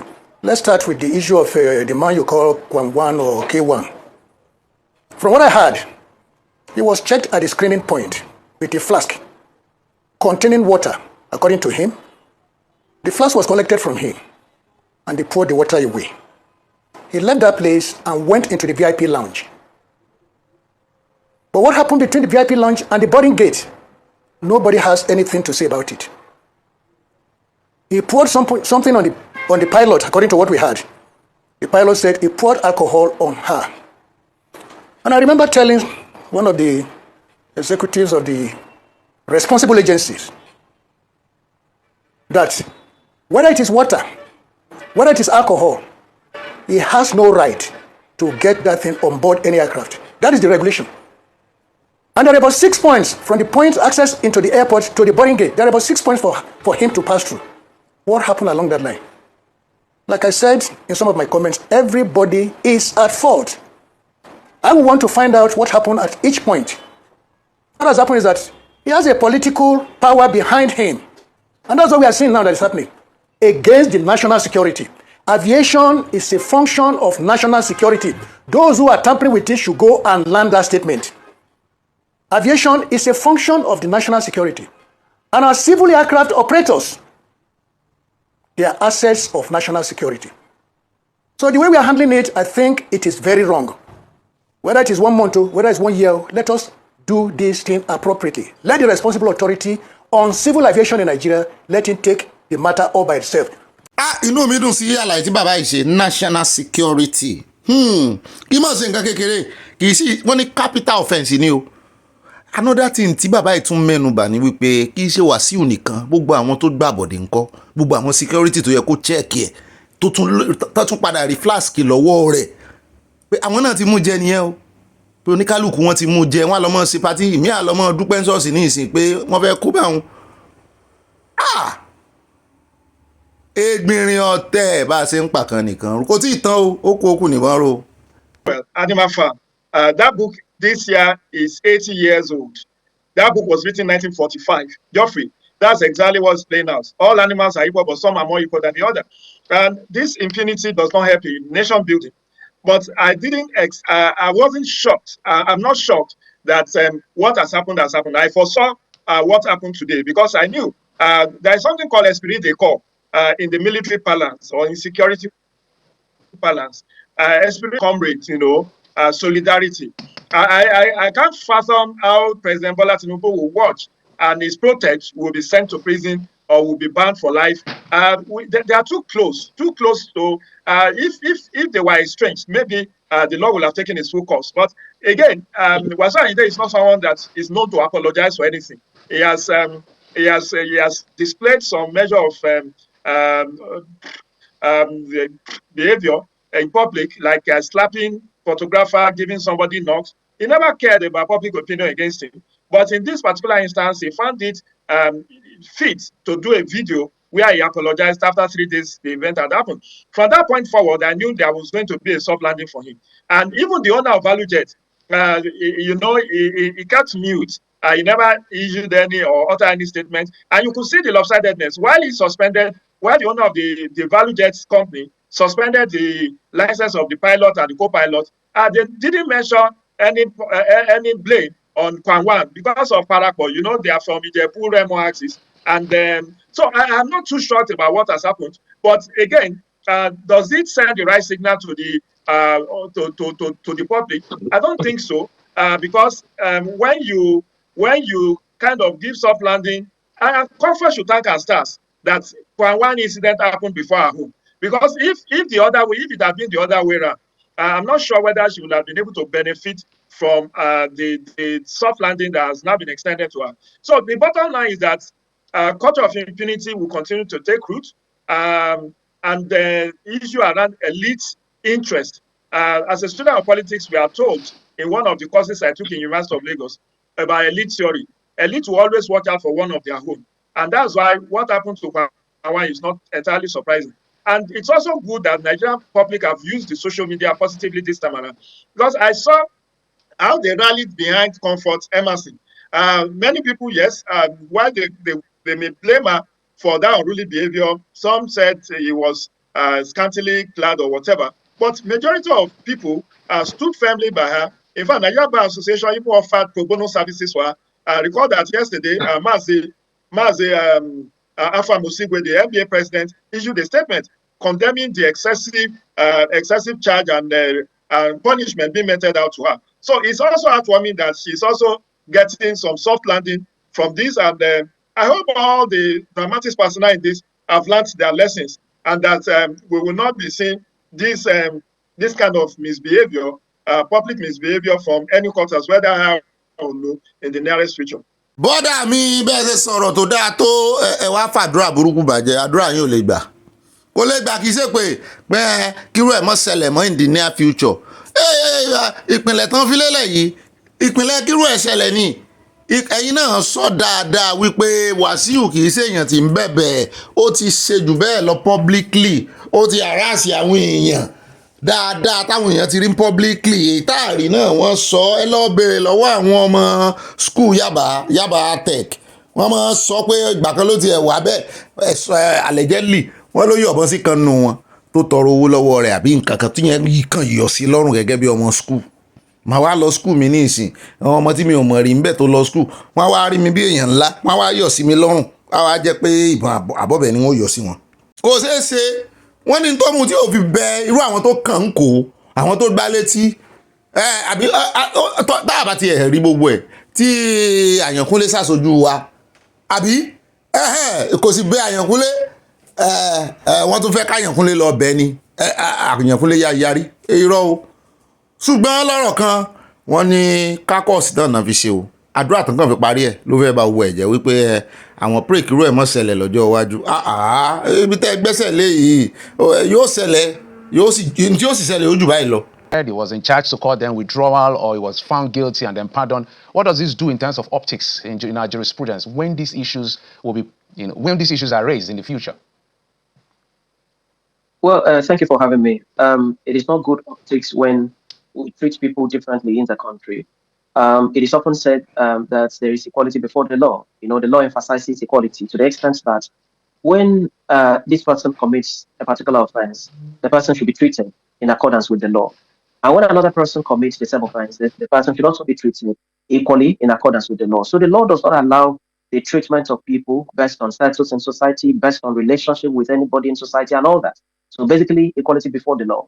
And this is what is practiced in all countries of the world. Major democracies in the world, there is equality. We've seen former presidents of countries going to stand trial in court. We've seen former presidents of countries being convicted and so on.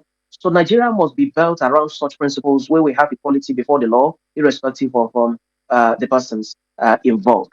You can see that the handling of the Kwam 1 matter by the authorities in Nigeria has met the criticism of many citizens of this country. Most citizens have said it wasn't properly handled. It was handled as though it's above the law, and this other person was brought to court immediately. Others have said that the improper handling of that of Kwam 1 has given clemency to everybody, that is involved in the whole of this. But you see, what is the lesson here?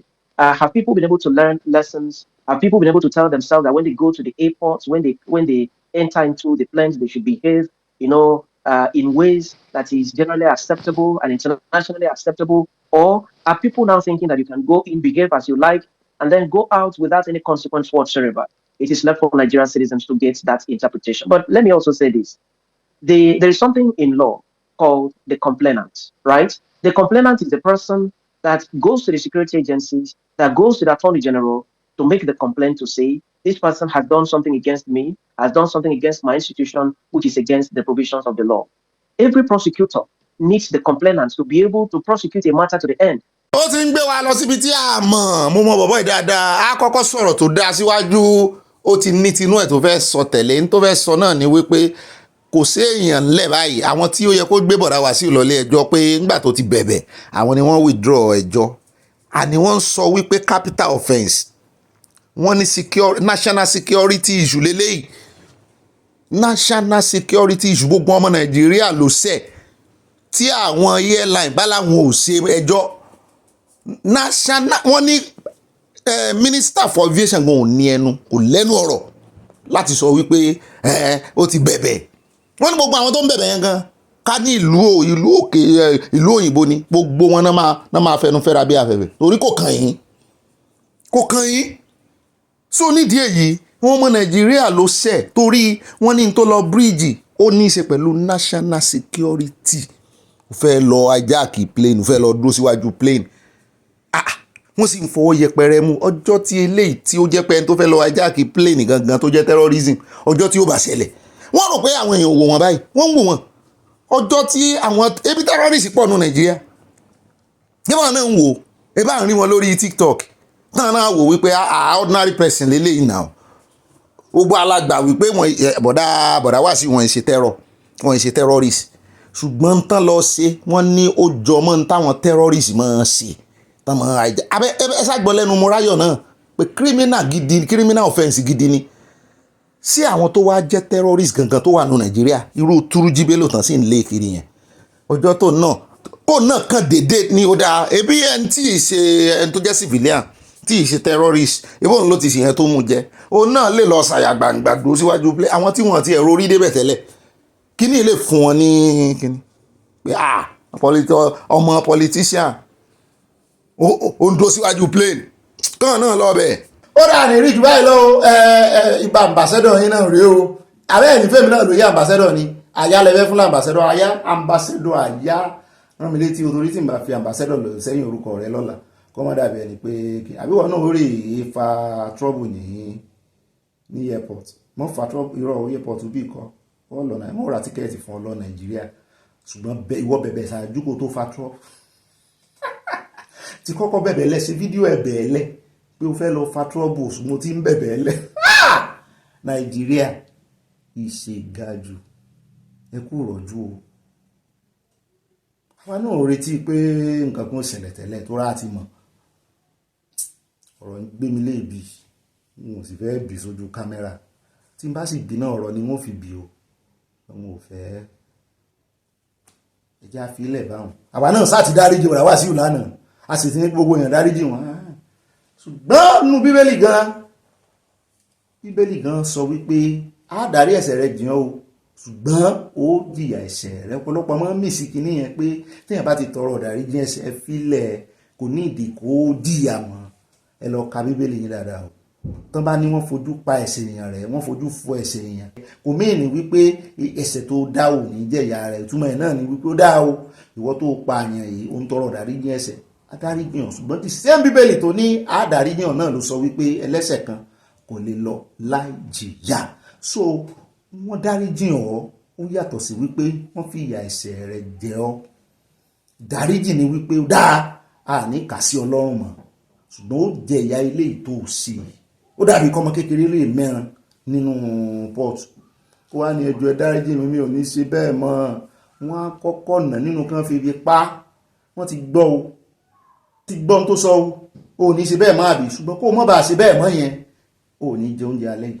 kó o lè mọ̀ lára torí tó o bá kan sàrí bẹ̀bẹ̀ tó easy bẹ́ẹ̀ yẹn wàá rò pé tó bá tún ṣe mí wàá tún bẹ̀bẹ̀ ṣé ẹ wá rí president burúkú tó set ni wípé ẹ mọ̀ rí ohun tó máa jẹyọ báyìí ọ̀rọ̀ tó máa jẹyọ táwọn èèyàn bá dáná tán ṣe bí bọ́dà wá sí bẹ̀bẹ̀ ẹ̀bẹ̀ ó wà pọ̀ nílé ẹlẹ́bẹ̀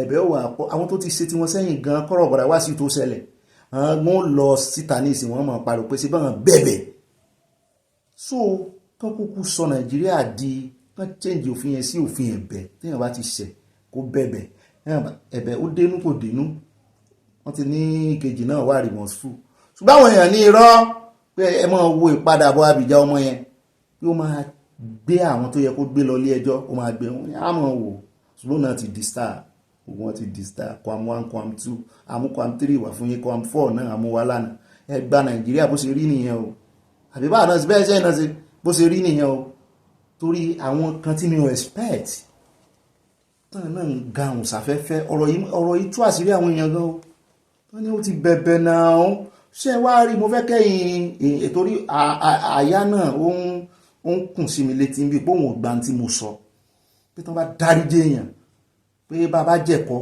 àmọ́ dáríjì wé ni pé bọ́yìn bá ṣe tí ò dá tí wọ́n bá ti ná dáríjì pé wọ́n ní fìyà jẹ́ ó lóun gbà tí mo sọ gbọ́n bíbélì sọ wípé ẹlẹ́ṣẹ̀ ò lè lọ láì jìyà bíbélì náà ló sì sọ wípé á dárí ẹ̀ṣẹ̀ rẹ̀ jìn ṣùgbọ́n ní ẹlẹ́ṣẹ̀ kò lè lọ láì jìyà àbá àpò tó sọ àbí tó sọ sí applicable tó wà applicable sí sóyàtọ̀ síra wọn ní ẹ̀yìn ẹ̀bá ìyá mi evangelist dà ọ̀rọ̀ yìí mo fẹ́ kájọ yanjú ẹ̀ àyà ń bá mi jiyàn àyà sì lóun fẹ́ prove point sí mi ṣùgbọ́n ọjọ́ ti lọ kì í sóni mọ́ wípé bọ́n bá ti dárí ẹ̀ṣẹ̀ èèyàn jiyàn èèyàn ò some consequences yẹ èèyàn ò ní jẹ́ mọ́ wọ́n ti fojú fò nìyẹn ẹ gbọ́ ó ní ṣe mo sáà rí arákùnrin kan tán dájọ́ ọkú fún torí pé gbádìí yẹn lọ́sùn ó ṣùgbọ́n wọ́n ṣe kí ni wọ́n dárí ẹ̀ṣẹ̀ rẹ̀ jìn wọ́n ní kan lọ pa tẹ́lẹ̀ ni ṣùgbọ́n nígbà tán ti dárí jìn wọ́n pardon ẹ̀ náà ní ìdáríjìn àbí ọ̀gá mi mú nìyẹn ó ní ṣé wọ́n bá wá ná dárí jìn kan tó wá ná pa kí ni ìdáríjìn ibẹ̀ ó dà pé